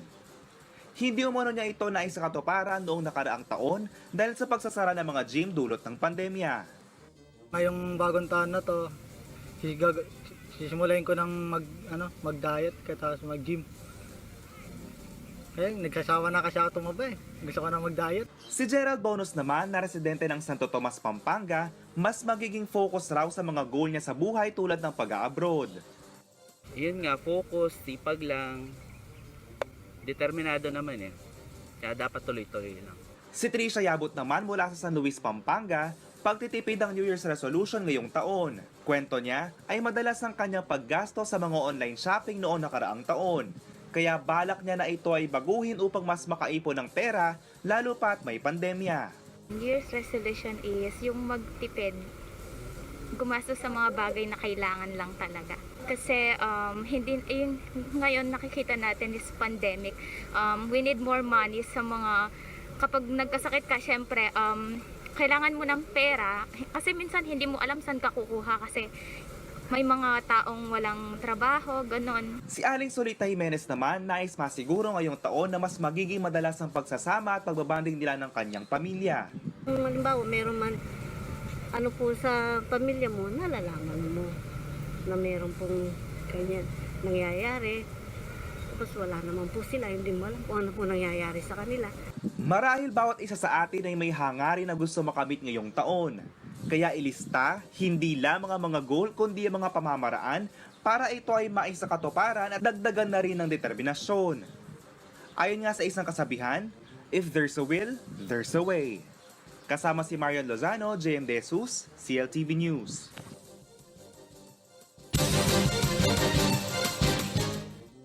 Yan ang mga balitang nakalap ng CLTV News. Kasama po ang buong pwersa ng CLTV News and Current Affairs. Ako po si Jennifer Salenga. Maraming salamat po.